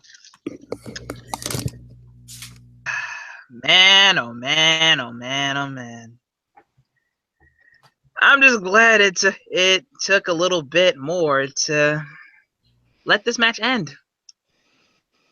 I'm just kind of glad that Goldberg is kind of done with wrestling for a bit. But all good things must come to an end now that Mr. I am Brock Lesnar. I keep your Universal title for another year so I can make more bank. His Universal Champion, we might never see that belt again. Oh well. Until SummerSlam. Oh God, I hope so. But yeah, in all seriousness, at least this match was a little bit longer-ish, and it just was power move this, power move that, power move this, power move that, and it ended, and it was like, oh, thank God, it's over. So yeah, that's the only thing good about that match will ever be. So yeah, can we move on, please? Brez? Yeah, I'm right here. Sorry, I just had to unmute the mic. What is there to say about this match? Oh yeah, pick up the phone. I called it. I knew Lesnar was gonna win at Mania. We all did. Oh, it's just telling me what I already got. Okay. Sorry about the boom, boom, boom, boom. My Windows 10 does that. Let's see. I the match to be like 10, 15, maybe 20 minutes. 5 was a little bit short for me. I don't know. I mean, yeah, not much to say in such a short match. So I'm good now. Code 92. Well, despite being lasting more than five minutes or so, I will admit it was pretty decent. Both did their jobs well, and I'm glad it wasn't another glorified squash match. Yeah, but like I said, hope you enjoyed that Universal title because you're never gonna see it until SummerSlam. Well, I said next year, but whatever. Yeah. And more disturbing, the night afterwards on Raw, Braun Strowman comes. I'm like, please don't let him talk. Please don't let him talk. No, just no. And the crowd was chanting for Braun. Hey, to be fair, he's been improving. And then the crowd started chanting pussy. Okay. Yeah, they chanted that Braun was a pussy.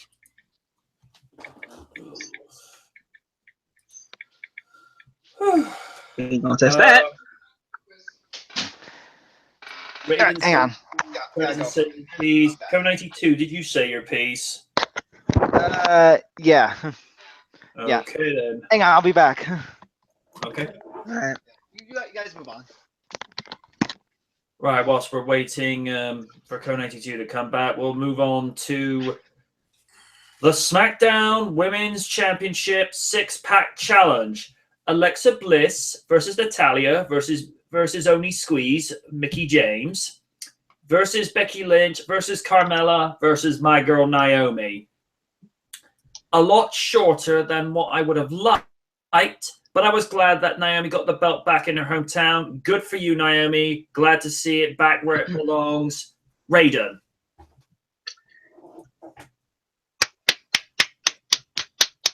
Oh, yeah.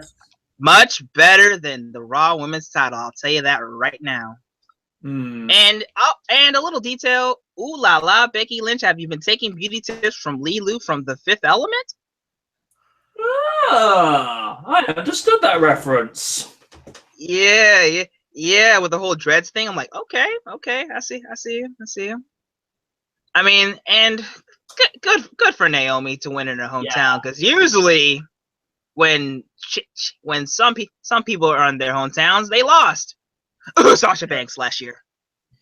Yeah.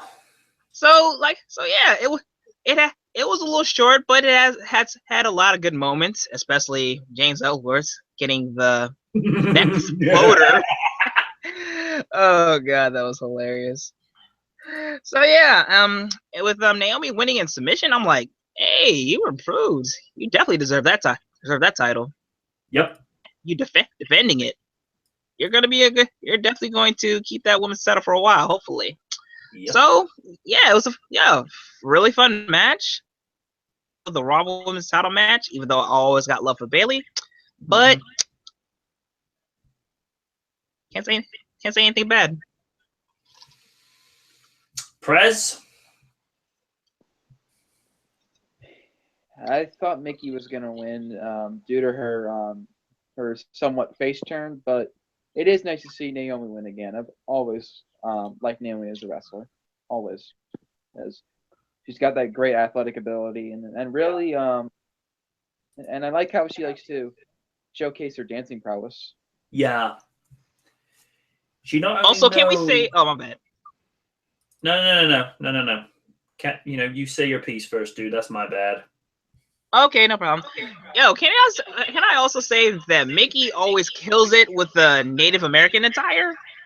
Yeah. That's all I gotta say. You're good.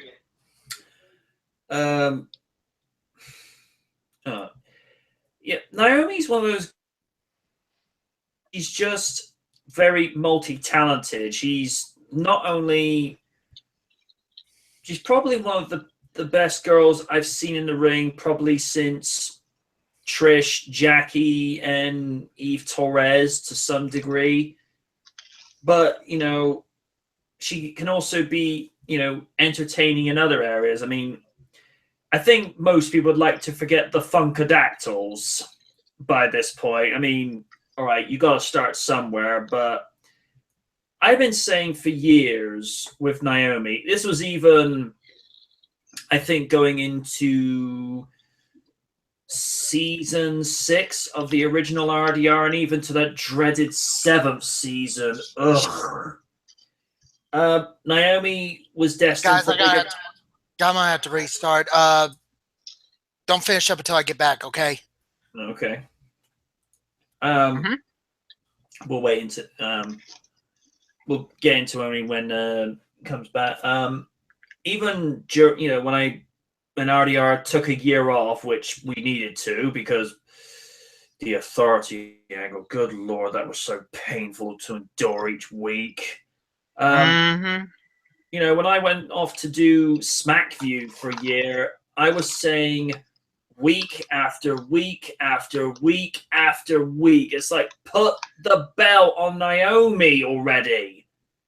This is a girl that could not only sell moves in the ring, but she could sell her character as well. And when she did the heel turn, okay, I thought it was a little bit out of the blue, but it's just like, this girl's got range.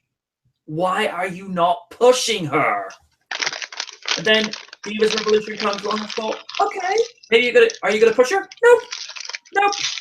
You're just gonna push the Bellas and what have you, and then draft, brand split again. Naomi's over on SmackDown, and then at some stage she finds herself in the women's title picture. I'm like, yes, put the belt on her. You know it's good for business. And then the really, really lousy timing of her getting injured. And have you ever noticed WWE are so selective with regards to invoking that 30-day mandatory title defense rule? They did this with Edge in fall of 2004, where he had to vacate the Intercontinental. Yet in 2005, Trish takes 3 months off due to injury.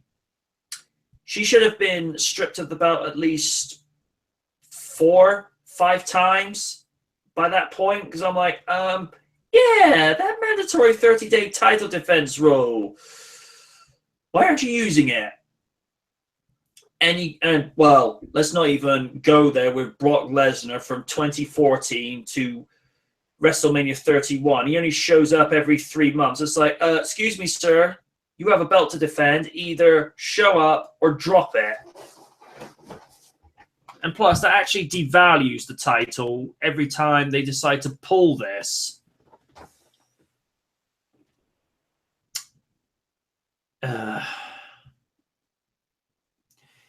Yeah, Becky did have a steampunk vibe going on. I will agree with that win.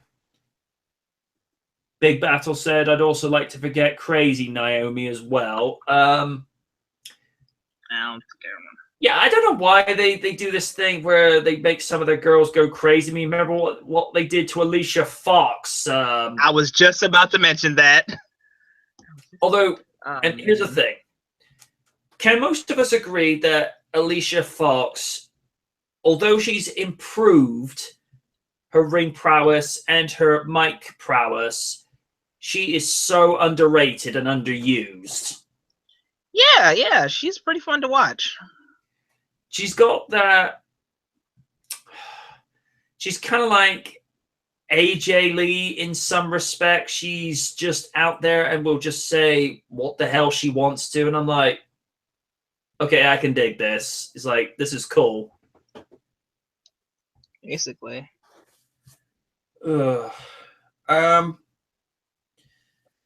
Right, I've said my piece for SmackDown Women's title. Raiden said his piece. Prez, I think you said your piece, didn't you? Yes, I did. Prez? I did. Co92, and also my bad for making you wait so long, dude. That's my bad.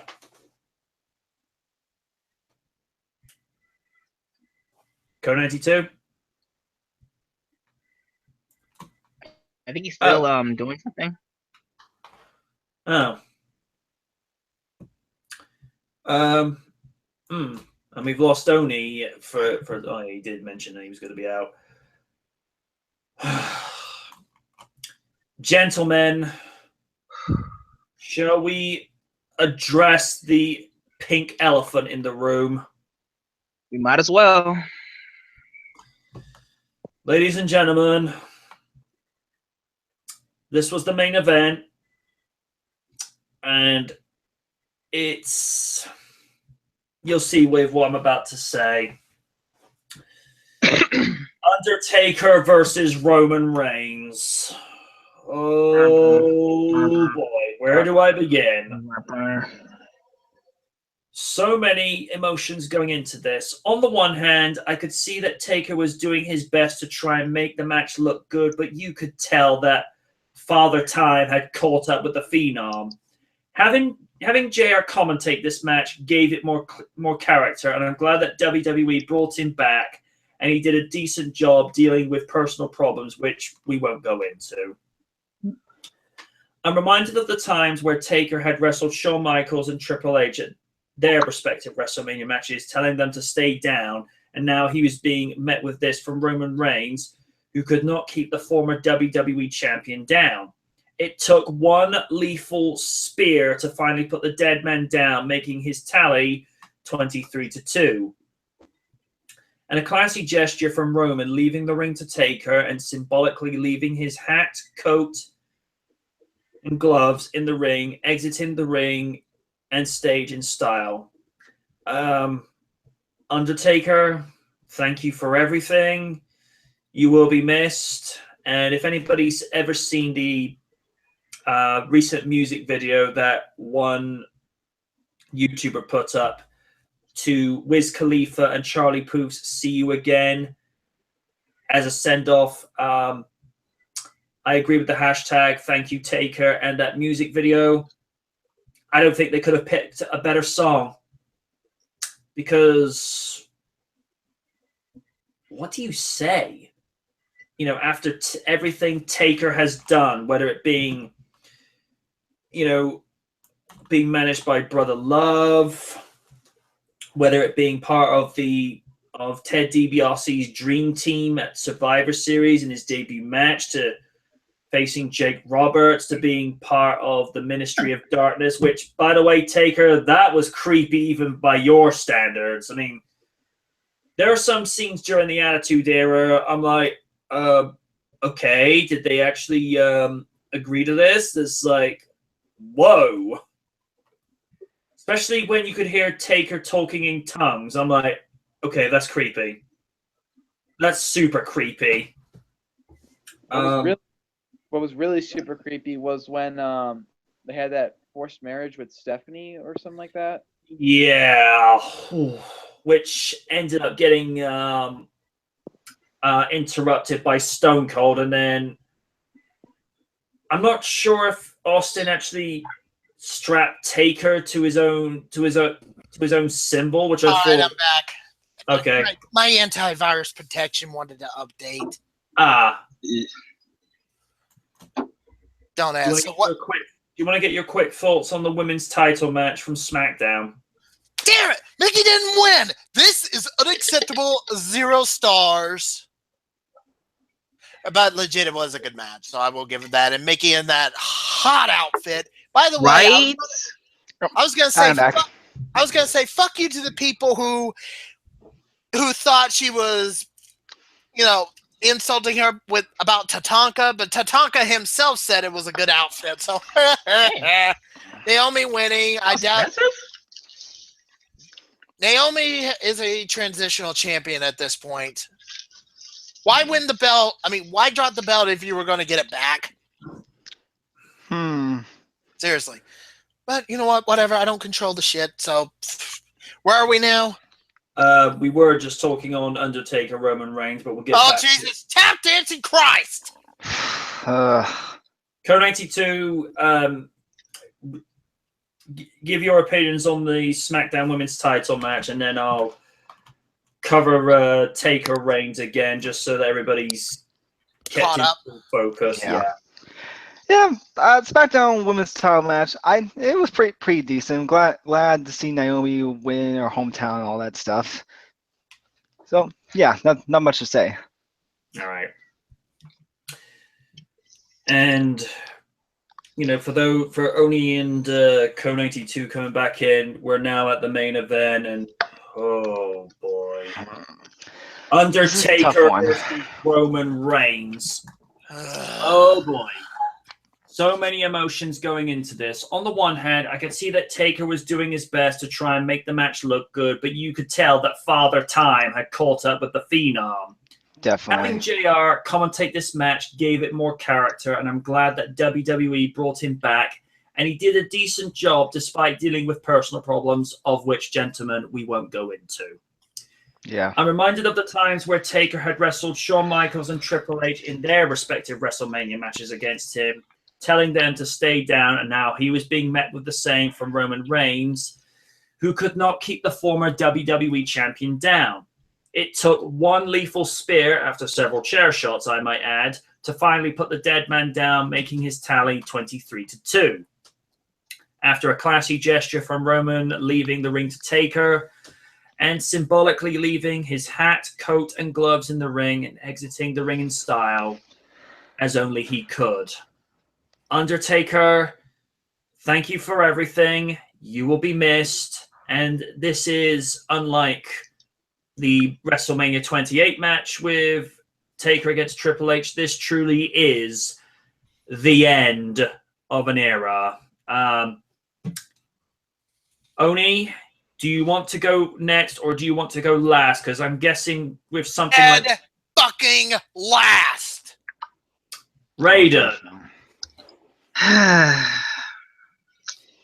Yeah, man. Like you said, man, it's very bittersweet. I mean, been a fan of the Undertaker since like, I don't know, like since the mid '90s, and to see it end like that, well, you knew it was you knew Taker was gonna retire at some point, but so soon, it hits you. I mean, for all these years, the Undertaker's entertained us for I don't know how long. I mean, dude was like the last outlaw, and now he can finally ride to the sunset. 27 years he's been in WWE. And personally, I'm gonna miss you, Taker, for all the memories, for all the moments, and for all the awesome matches you were in. There ain't no grave that can hold your body down. Hashtag thank you, Taker. Indeed. That's it. Prez. I'm pretty sad to see Taker go. I thought he would wrestle like about the same amount of years as Ric Flair has, and I really didn't think this was gonna be Taker's last match. I really thought he was gonna go over Reigns. I thought he still had at least one more WrestleMania left in him after this, but I guess I was wrong. But the match itself, I thought was decent. I mean, that's all I really can say about it. Go 92. Yeah, I have mixed feelings about this. The match, for the most part, it was pretty decent. No, though not on the level as Undertaker's last previous WrestleMania matches, but then again, you knew this was not the same Taker as he was before. And regardless of who won, I think we all knew that this was going to be Undertaker's last match ever. And hey, I think it was a good way to go out on. So, considering the amount of hip replacements the man has had since late 2002, there's only so often you can keep doing this. I mean, heck, Hogan has had his knee replaced at least 3 times during his career. Definitely.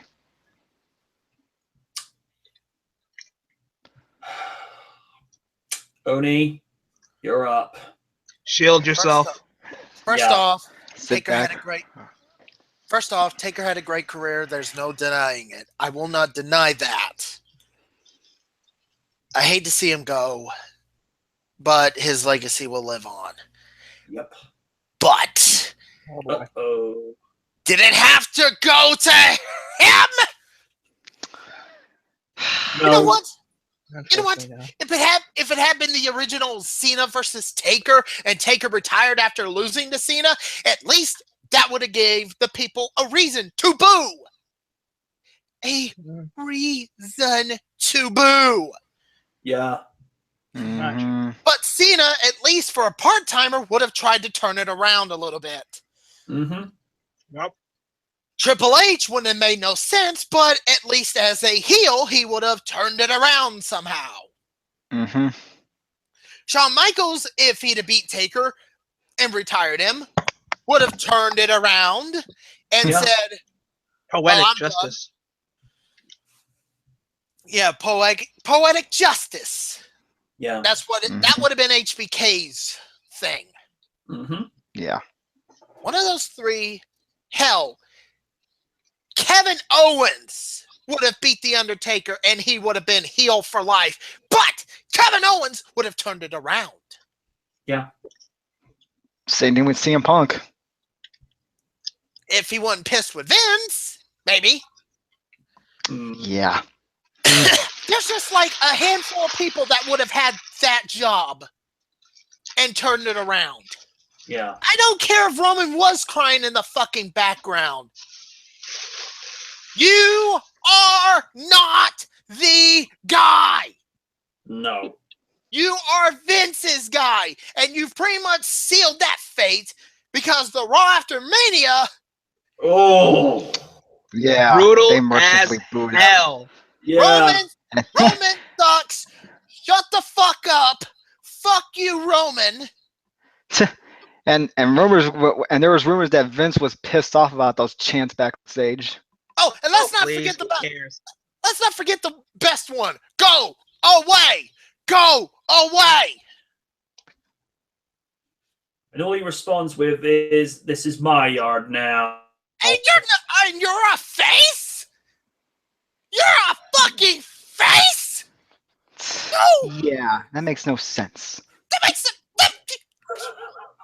Sonic 06 makes sense.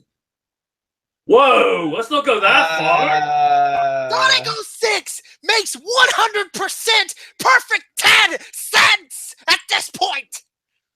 You bland son of a bitch will never, ever know what it is to be face ever again. Even if you knew what it was in the first place. I said years ago, if anybody beat the streak, you would be heel for life. But I didn't think it'd be turned around. Brock did it. Brock Lesnar somehow did it. He managed to turn being heel for life into, I'm a badass, I don't give a fuck. And turned a catchphrase into what it was known as Suplex City. Yeah. So, I will give him that. The heel for life thing still stands. Especially now since Taker is retired. You retire the Undertaker, you're heel for life. If you can turn it around, then good on you, man. Good on you. If Vince will ever allow it. You've got more talent and more balls than anybody in that entire fucking roster, past, present, or future. Roman, you don't have the talent. You don't have the balls. You don't have anything. Not even a suffering succotash personality. Blame Vince for that.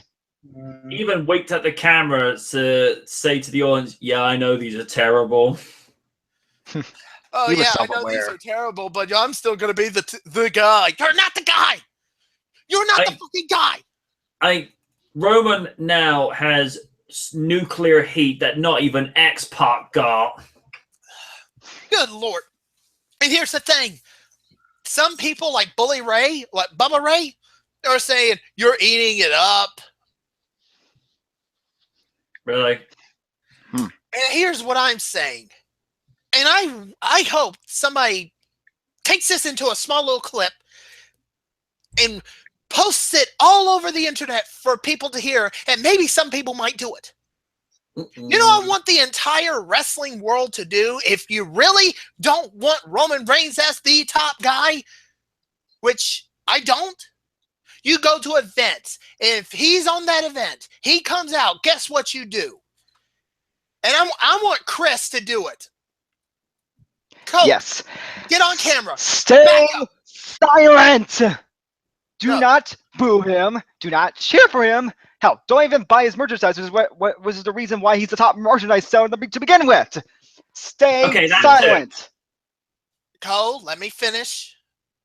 You're right on the stay silent part, but I want you to take off your microphone. Can you hear me if you take off your headset? Yeah. Okay. All right, put it down. Okay. Can you still hear me? Yeah. I want you to stand up. Okay? Do the silent part. Stand up. Back away first. Stand up. All right, stand up. Turn around so we can see your back. Okay. Fold your arms. I think I know where he's going with this. Hold your head up high. Yeah, I know where he's doing. That's how you ignore Roman.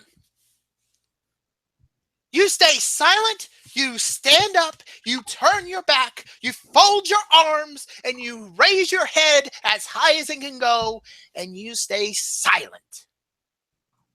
Agree. So basically, the reaction that a Divas match would have gotten about 3 or 4 years ago. Exactly. I want people to actually do this. Yeah, don't buy his merchandise. I haven't. There's actually a fucking WWE Funko Pop of Roman Reigns. I saw it at Hot Topic one time. You know what I did? I laughed at it. I didn't buy it. No. God, no. I did not buy the Funko Pop of Roman Reigns because fuck him. I don't want people. You want to boo the guy? You're just giving Vince what he wants because he no longer cares. Oh, you're booing him? That means you want him. No. No. From now on, if anybody with any logical sense can hear me, just because you don't, let's go, oh, I love being on TV. I want to show my ass on TV. No. I want you to, every live event, televised, non-televised, I don't care, pay-per-view, Raw, wherever Roman Reigns is on, I want you to stand up, stay silent, stand up, turn around, fold your arms, and raise your head. Raise your head high. That's how you get through to WWE Creative. That's how you get to Vince. You stay silent, you raise your head up high, you fold your arms, you keep your back turned every time Roman's out there, whether it be in a match or in a promo or a backstage segment. You want him to not be the top guy, do that. But don't go the same formula we've been doing like we did for Cena. At least Cena had something. Yeah. Cena had cheers and boos. This is mega boos. This is something Mega Maid would not approve of. Again, not even X-Pac got heat like this. Heck, not even Vicky Guerrero gets nuclear heat like this. Okay, Chris, you can sit down now. You've proved my point. But you got what I mean, right, Chris? Yeah, I get what I mean. But the problem is, is the crowd even gonna listen? No, the crowd is too damn stupid to listen. That's the problem. Exactly. If the crowd was smart enough to listen for once in their entire lives, they would actually do it. They would finally end this fucking madness. Just stand up, turn around, fold your arms, raise your head above your head, raise your head high, and just ignore it. Yeah. Yeah. But they won't. Yeah. Remember all the cruiserweight matches you stayed silent for? Do the same for that. Exactly. Yeah. Except take it one step further. Son. Yeah. You're just giving the machine what they want. Yes. I just can't stand these type of people who think they think this is gonna change their minds. No, you're just feeding into it. I'm still gonna do it either way. You're buying into their trap. Oh, Big Battle 22 just made a good point. This is like one step closer to die, Rocky, die. Ooh, Rocky's getting there. It's getting close. If it gets to that close where I'm hearing people chanting "Die, Roman, die," you think Vince will listen then? God. I'll do what I want. I mean, he knows. They got pitchforks and knives and guns in the ring. How the hell they get that? I'm just saying, you don't want him as the guy. Ignore him. Do like I said. That's all I ask. If I had a ticket to the Raw in Greenville, guess what I do if Roman is still on Raw? How about you check your smartphone instead? It's like, oh, Roman's here. Okay. No, that still gets a reaction. Nope. MJ, that's not going to work either. Okay. Yeah, don't you tweet about it. You stand up, you turn around, you fold your arms, you raise your head, you stay silent. And then maybe in secret check your phone. If you got like a message or text message or something. But other than that, do that tip I just gave you. And maybe, just maybe, they'll listen then. I mean, sure, Twitter hashtags for Give Divas a Chance finally did something. I will give them that. It gave us a women's revolution. Mm-hmm. It gave us the SmackDown women. Mm-hmm. It gave us the return of Mickie James. And then those same Twitter hashtags gave us the SmackDown women's title match on the main card for WrestleMania. Mm-hmm. Oh, when I love you. She just said, could always turn a Roman match into the new piss break match. Hey. There you go. Yeah, pretty much. Give that woman a medal. Give that woman a medal. She just earned a medal. Regardless of who's win, guys. facing. Come on. Round of applause. Give that woman give her a medal. There you go. Do like I said or do like she said. My way, stand up, turn around, fold your arms, raise your head. Her way, go to the bathroom. Yeah, leave. The line's gonna be long, but at least you'll find yourself happy. Hang out with your friends. Get some dinner. Go do laundry. Go do Call some laundry. someone. Here. Does anybody have a little thing for their TVs called a remote control? Yep. Turn it off. Turn it off. Change the channel, or play a video game. Do anything. If this had taken place 6 years ago, a Roman Reigns piss break match would have replaced a Divas piss break match. No, it was just added. Oh, fair enough. Yeah. But here's the thing. 6 years ago, we didn't know how Roman Reigns was going to be. Yeah. No. But the problem is, it's the way he's been booked. Back there, we were still complaining about Kelly, who's reported to be coming back, apparently. As an ambassador. Yeah. She might be on Total Divas. Anyway, back to the point. The point is, we wanted an alternative. Mm-hmm. Sadly, we thought, this is how desperate we were. We wanted Roman to be that alternative. But then a year takes place, and we see how he delivers his promos. Even if he had better promos, it's the delivery. Yeah. And when you make Cena look presentable, you have something wrong. You got a problem. You have a problem. When I just said you made Sonic 06 make more sense, you have a problem. I know. We've beaten Sonic 06 so much to death, even the horse is dust. Yeah. But when I say that, I usually mean it. And I mean it.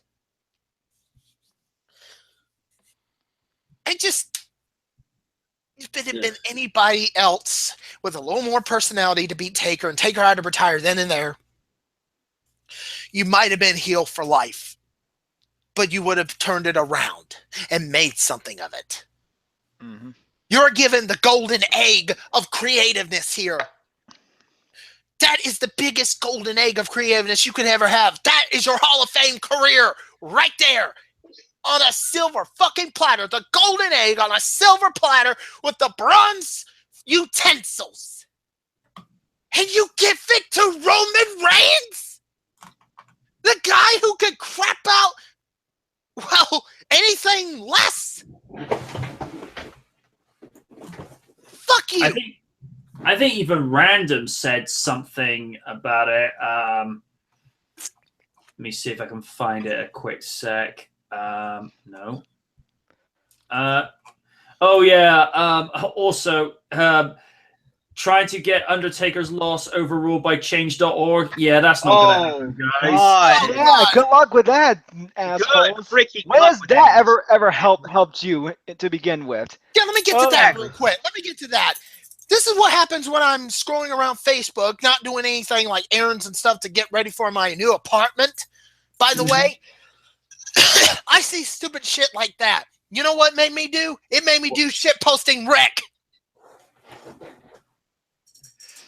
That pissed me off so much, I changed my avatar and my background on Facebook to Rick. Rubba-lubba-dub-dub! Hey, I'm not going to go reading word for word. I'm just going to summarize what he said. Taker should have really retired when he lost to Lesnar. But True. what was the point? The only thing he had left was the streak. You know. Exactly. He says the perfect closure to Taker's legacy was either passing the mantle to Kane or finally granting Cena the true heat he need. But what do? They give it to the clock with the emotional range of a brick, the acting prowess of a crumpet, and the intelligence of a slug. Of course, I speak of that damp stain on wrestling's carpet, Roman suffering succotash Reigns. Having Taker's flame be extinguished by Roman Reigns feels like an insult to his entire career. He's right. This is the insult to end all insults as far as I'm concerned. It just makes me more ashamed to be a wrestling fan nowadays. When I saw that, I literally wanted to quit. I wanted to join your brother on the SS fuck WWE. No, I wanted to get to the side of the boat, change that to the SS fuck wrestling. Damn. That would just make me have quit wrestling forever. But then I am reminded of something. I am reminded of a thing a friend of mine sent me in private that cheered me up. That told me that pro wrestling isn't bound by the laws of WWE. Duh, we know that. Exactly. It's still ROH. It's still Pro Wrestling Guerrilla. It's still ZZW. And Lucha Underground. Lucha Underground. Fuck AAA. Lucha Underground. I hope that survives. New Japan Pro Wrestling. Thank you, Kenny Omega. You crazy son of a bitch. Yeah. Progress. Which is in a partnership with WWE, which hurts a little bit, but you know what? We'll live with it. And then you still have NXT. Yep. Still fun Even though it's still a WWE product, you know NXT has not been tainted. No. By stupid fucking booking. Even SmackDown has become a little better. Yep. It's just one guy that could ruin everything. He's the next Cena. Yeah. Just like how Brett was supposed to be the next Hogan, which he really was the first Brett. Yep. Austin and Rock became the next Hogan, except they shared, but they were the first Austin and the first Rock. Rock had heat. But he turned it around. And yes, he turned it around. And guess what he's doing now? He's a movie star. He's bigger. He's like A-list. Yep. A true A-lister, Miz. And also, Rock is actually living up to the moniker of People's Champ because he visited an army vet by total surprise, and for her services to her country, he gave her the keys to a brand new 2018 Ford Mustang that isn't even in showrooms till this October. And he has a YouTube page where he makes little videos. Yep. That gets millions of views and tags with YouTube partners that make sense. Yep. Mm-hmm. Austin, he has a podcast. He's living life. He regrets the stuff he's done, but he lives life now. Cena, as much as I hate Cena, I will grant him this. At least he knew how to sometimes turn the crowd around. As much as you hate him for the fact that he's a 16-time world champion now and is getting closer to one more reign, I would rather see that now than see Roman Reigns. Yep. For all the faults I gave Cena, at least he had somewhat of a personality. Yeah. Roman? I would just prefer if Cena actually started going a little bit more hip-hop again. At least that actually gave him some range. It's like he's trying to be a bland Superman. It's just like, dude, don't be Christopher Reeves. Just be Cena.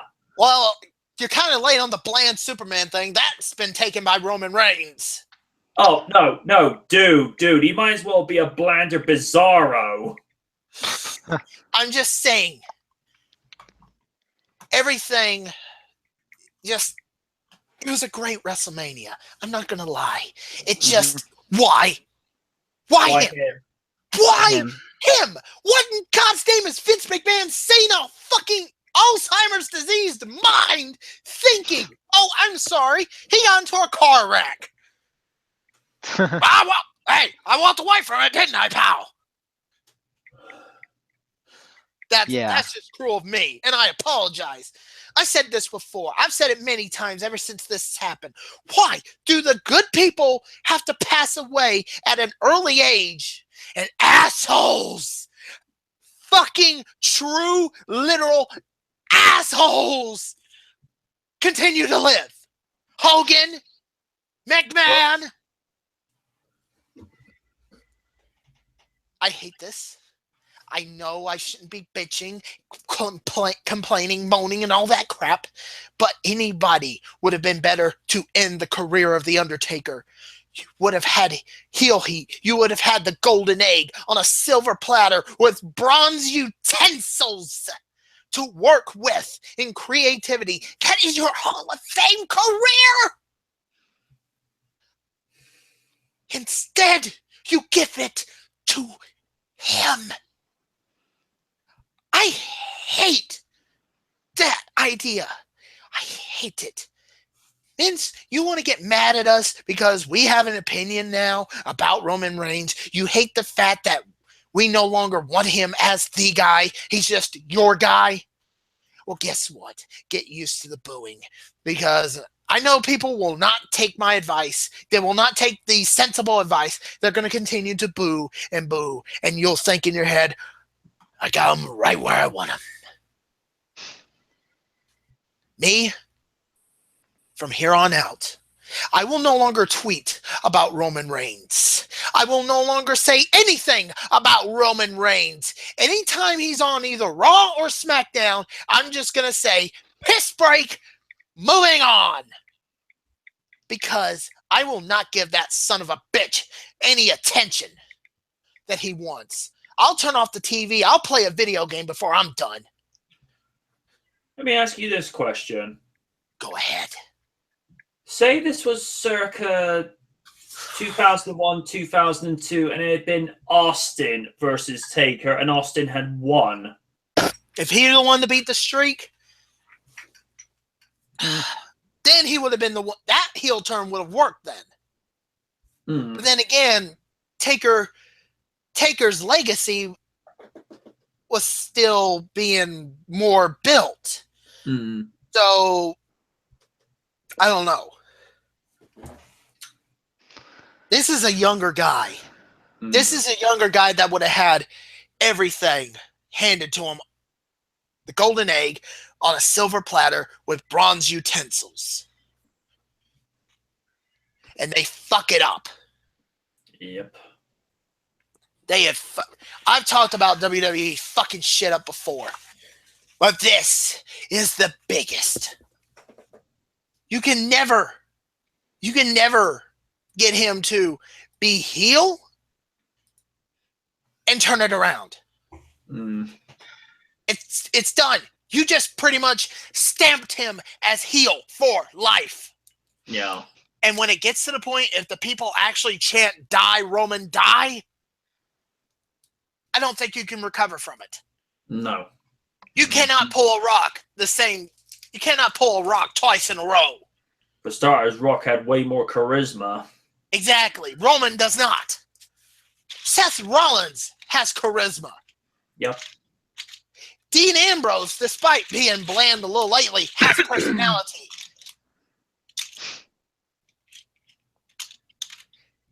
Roman Reigns is the Marty Jannetty of the Shield. Oh, Damn!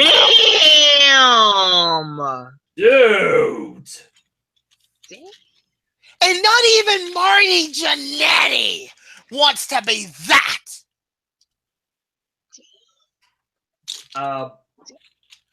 Damn.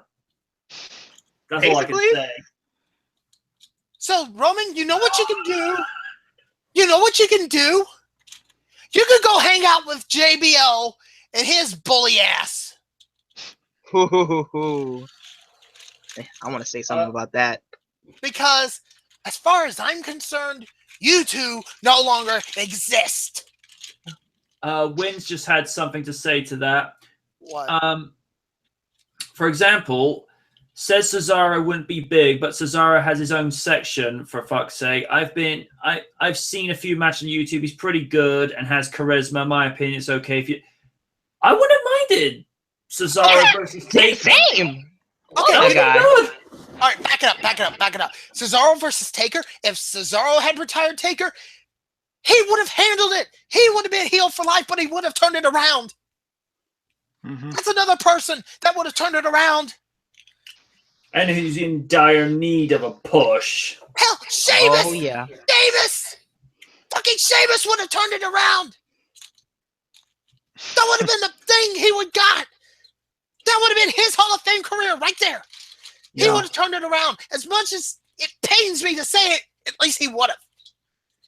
Hmm. No. All the people I've mentioned would have been better. Yeah.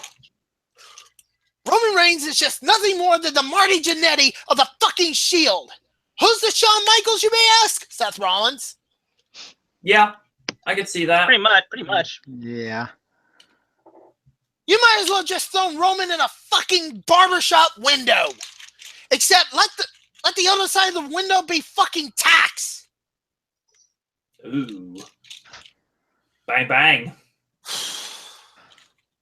And as for JBL, Uh-oh. let me get to JBL real quick. Yes. We're gonna be here for a while. Actually, let me just. I'm with you on that Let me one. just go and wrap this up because it's getting late in the UK, and I know people want to sleep soon. Okay? Mm-hmm. JBL is a fucking bully. Yep. What he did to Justin Roberts can kiss my ass. Mauro Ranallo is one of the best announcers I've heard in ages. He is on par with JR. Easily. And Dave Meltzer awards him the Best Announcer Award. That I would agree with. Oh, JBL is so pissy about it. And the guy has bipolar depression. You have fucked up. JBL, I hope you get fired. But knowing my luck, you won't. Yeah. But then again, Bill DeMott. Bill DeMott did the same fucking thing, and he got fired. So you never know. It's a 50-50 coin. But JBL, anytime you speak now, it's just going to be like, blah, blah, blah, blah, blah to me. I hope you go to Raw. And I hope Roman is on Raw. You know why? That way I have an excuse to never watch Raw again. Ever. Not until the day Roman is gone or JBL is fired. One of the two. Because karma's coming for him. Oh, man. In, I have one song. in short, Taker, thank you for an amazing career. Roman, go fuck yourself, Jannetty.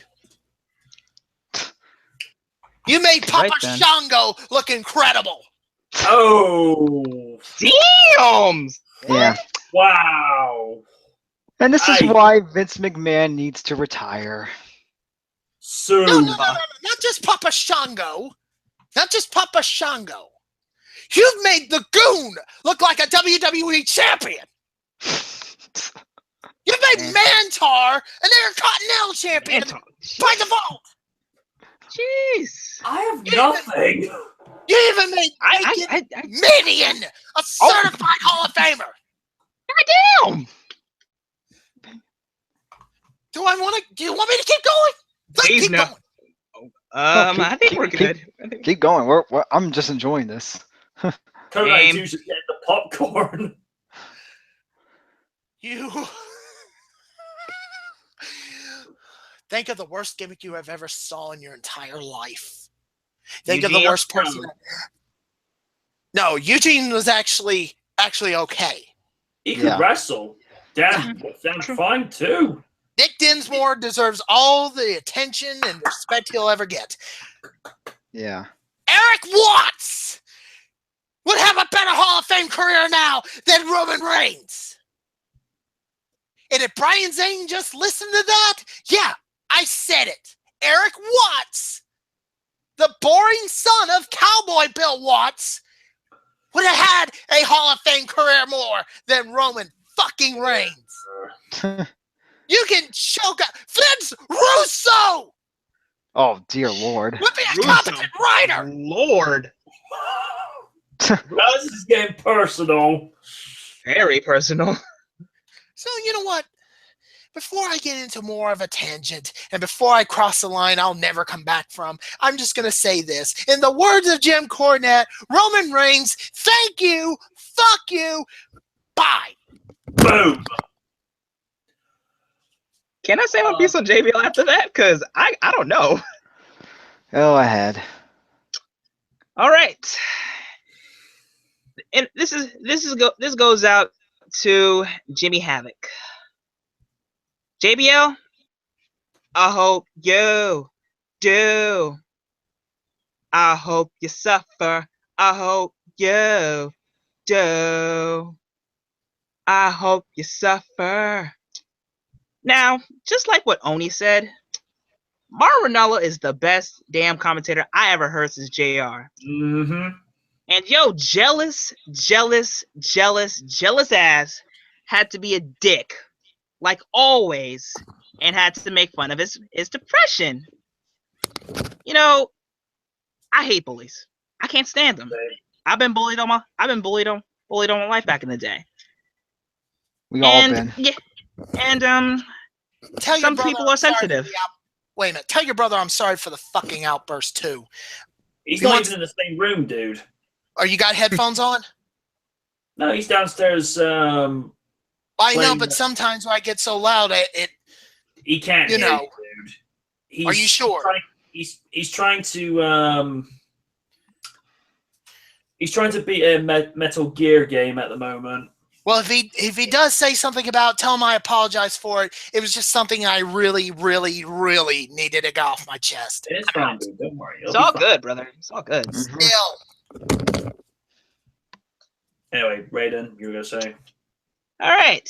As I was saying, JBL, I've heard you've been a bully for all your life. You punked Justin Roberts. You basically punked everyone around you. Also, I did hear that Steve Blackman got you. Also, I did hear that Steve Blackman kicked your ass, so that's good. So, like all others saying, karma's a bitch, and that bitch will come back and bite hard. Yeah. See, at least have the see- volume lowered. It'll be fine. Do you have the volume lowered? At It's least? fine. He can't hear you. Jesus, MJ, I done told you 500. You need to have your headphones on sometimes. It's all right, dude. He's downstairs. He can't hear you. All right, fine. I'm worked up right now. I don't want to be yelled at again. I've had it. Yeah.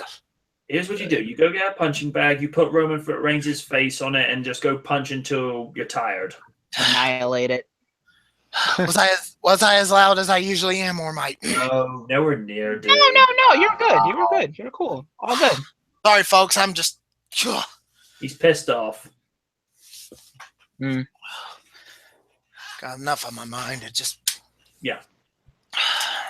Anyway, Raiden. All right. Closing statement is this: CBS has been monitoring this, and all I gotta say is, JBL.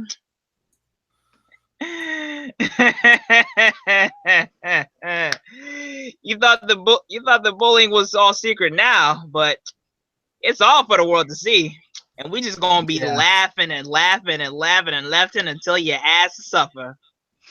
Yeah, you're gonna make Choke on WWE. You're gonna make WWE's image look better by every minute. But then again, what do you expect from a guy who once did a rather classless gesture and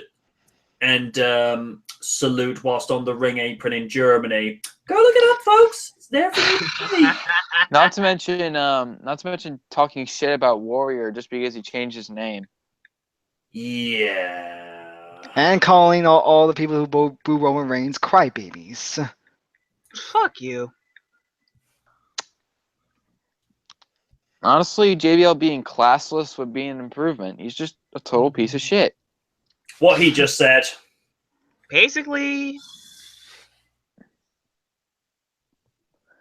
And as a man such as myself, who has gone through depression time and time again, Yeah. Sorry to hear that. I Damn, took. I'm sorry. I'm not happy with what I'm hearing about JBL at all. Ditto, bro. Especially since I tweeted to Mr. Ronaldo, how you doing if you're somehow watching this, by the way, that I hope he pulls through his battle with depression. Yeah. Because I can fully relate to anyone who has suffered from this terrible illness. Yeah. And because I agree with everyone else that Mauro is a freaking amazing commentator. Oh, yes. And I honestly hope JBL is brought to justice. Yep. I don't know what else to say without making me sound psychotic or just full of anger issues. I don't know what else to say at the moment without sounding sane. Oh, he could just block you on Twitter. Dude, I sang I hope you suffer by AFI. I get it. We get it. No, here's an idea. Here's what you guys can do. Why don't you go tweet some quote-unquote nice words for JBL and see if he responds. If he blocks you, you win! Oh, funny thing, his excuse was, I don't go by rumor reports, but I do know that everyone hated Justin Roberts. Like, oh, so you changed the subject, you just lost the argument, dude. I just saw the tweet. I won't answer net rumors, but I didn't take Justin Roberts' password. Could we have been anyone? He was hated by the whole crew. He's an idiot. Yeah. John, By the way, I just unfollowed him on Twitter. Lost all credibility. Wait a minute.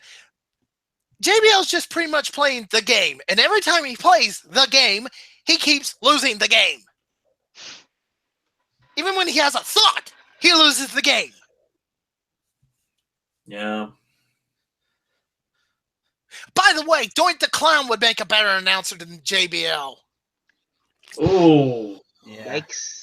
I think he's gotten I'm not more so over the years. I'm not talking the original Doink the Clown, Matt Bourne either. May he rest in peace. I'm talking Steve Kern, who played Skinner. There's an expression. Would make a better announcer than JBL. There's an expression my college buddy liked to use back in the day. Hey Pete, if you're listening, talk about grabbing hold and not letting go. And I don't really need to paint a picture of what I mean by that.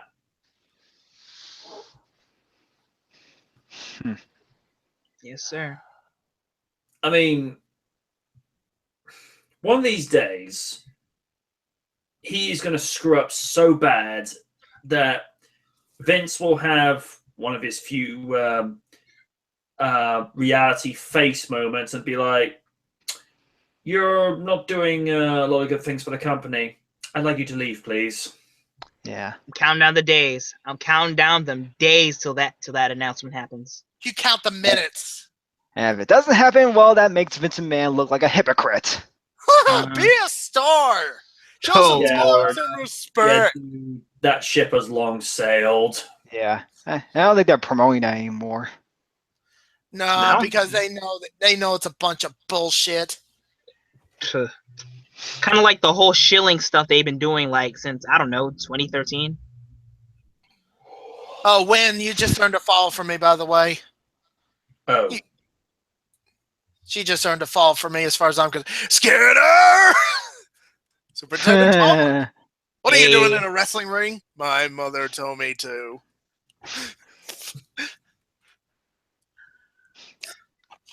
Dear. Seriously, though, Skinner would be a better fucking announcer than JBL. Jesus Christ. Anybody would Heck, be a better crying announcer. out loud, Grandpa Simpson would be a better announcer. The voice actor? Yeah. Dan Casarella? I wouldn't mind. Turn it up! Turn it up!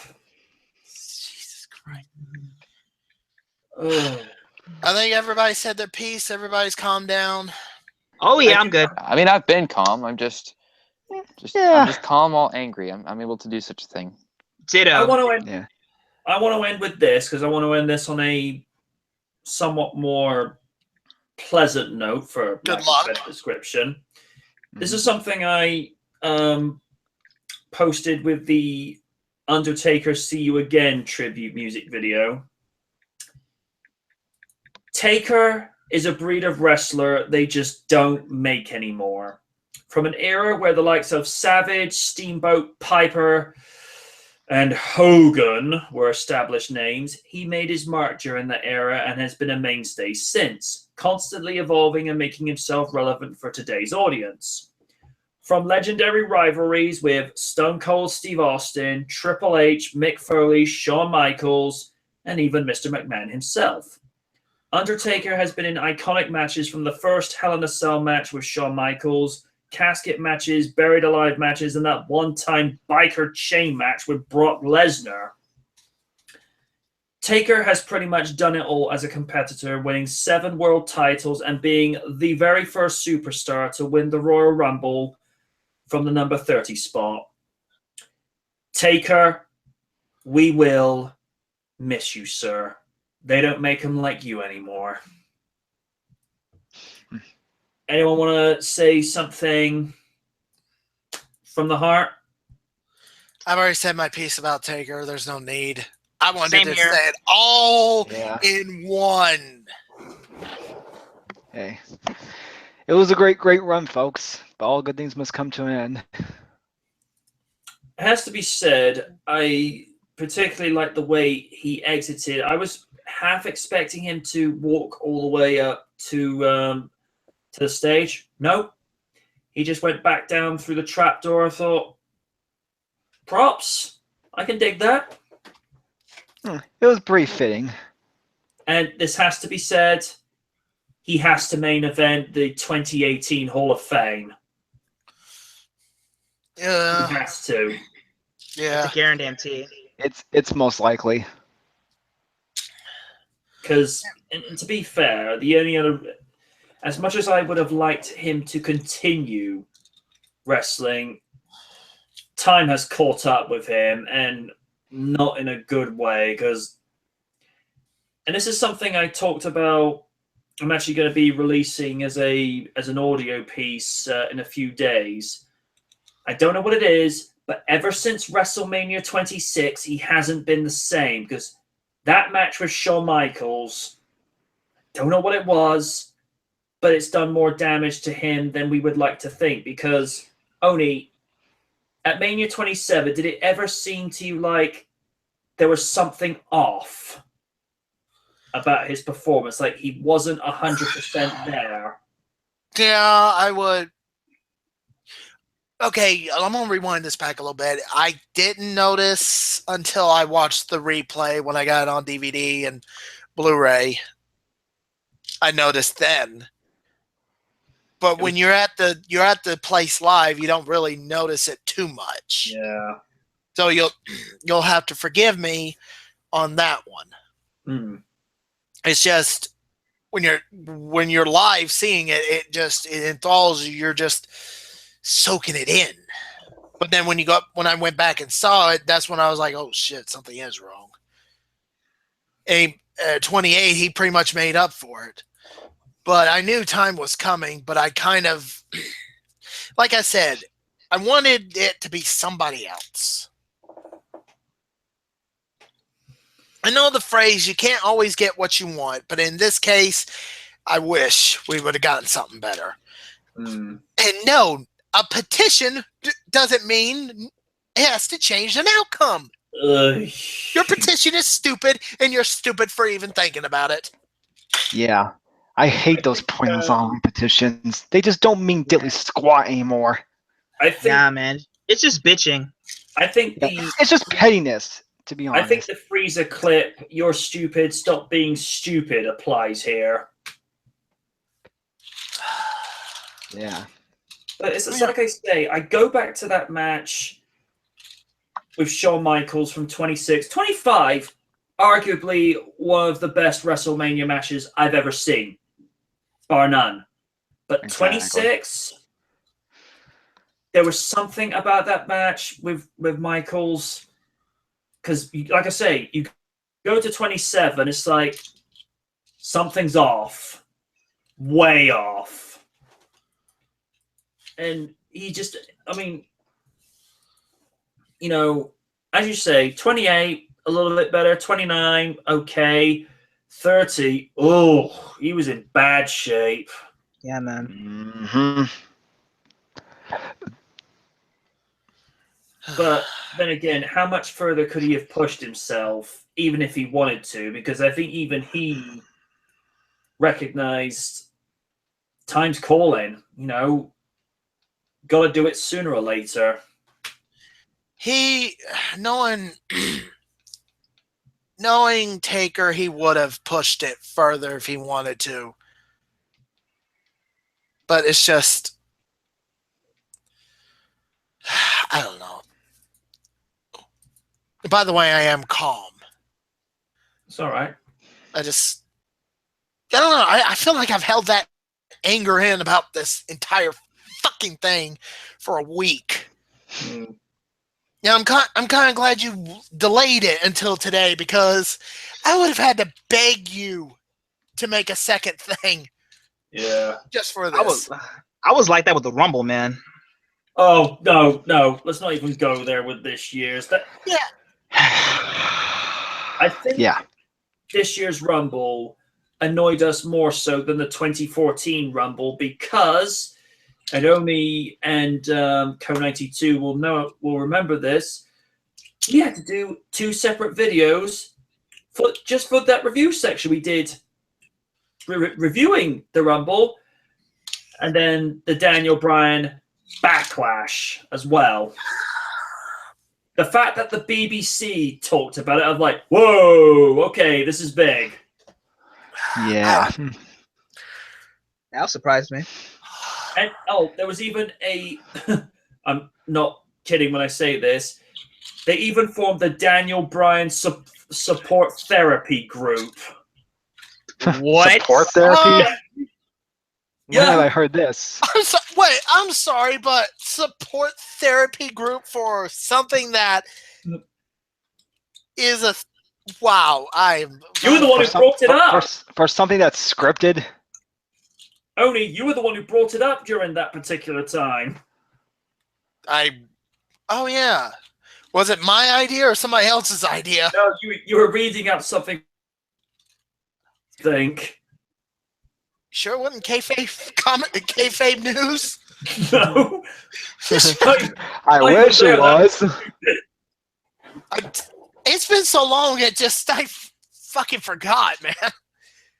And they were even launching a petition. They even launched a petition to say, if you don't put Daniel Bryan in the main event of WrestleMania 30, we will unleash horrors. And I'm like, oh god. Oh yeah, I remember that. I do remember. Jesus Christ! Why haven't changed website? Seriously. That's another rant for another day.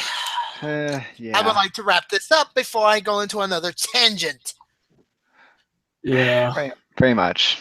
Yeah. All I'm going to say is, in conclusion, Shinsuke Nakamura is on SmackDown. Yay. Woo! Mm-hmm. Yay! Ty Dillinger is on SmackDown. Perfect. Yay! Thank God. Alexa Bliss might be going to Raw next week. Boo. Charlotte might be going to SmackDown, from what I'm hearing. Oh boy. Yeah, I just, as we're doing this, I'm literally just finding out shit. It's like, today's Sunday, right? Mm-hmm. Yeah. And I'm hearing that this superstar shakeup is going to be stretching not only to Raw but to SmackDown as well. Yeah, I checked my the guy on my cable. No, It I looks mean like like it's going- I don't mean like by brand. I meant by like both shows are going to do the superstar shakeup. So basically, it's another draft lottery. You might as well have Yeah. said it like that. Oh, it's a superstar straight. It's the draft. It's a superstar. It's the damn draft. But it's Yeah, a stop. superstar. Stop trying to Stop. sugarcoat it, people. Stop trying to sugarcoat it. It's the fucking draft. Okay?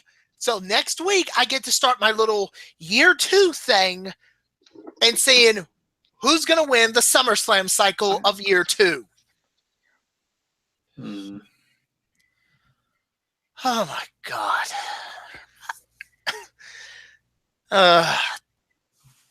Now I have this sense I'm going to die alone.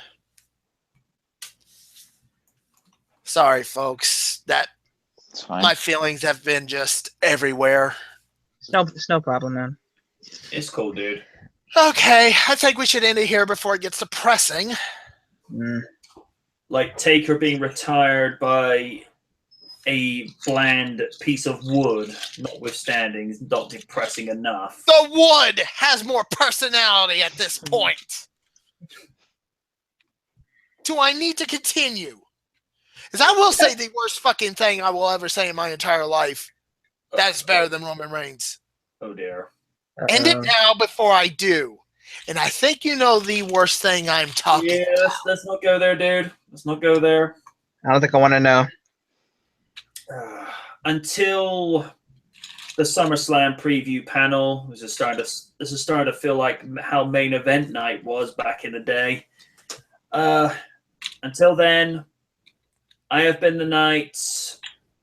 WrestleMania has been decent, but until then, catch you on the rebound. I've been the Oni. Follow me on Twitter at Oni Rikaku, at Oni Rikaku Raw, and at Oni Rikaku SmackDown. The Raw and SmackDown ones are for Raw and SmackDown centric tweets, and the main one just for whatever.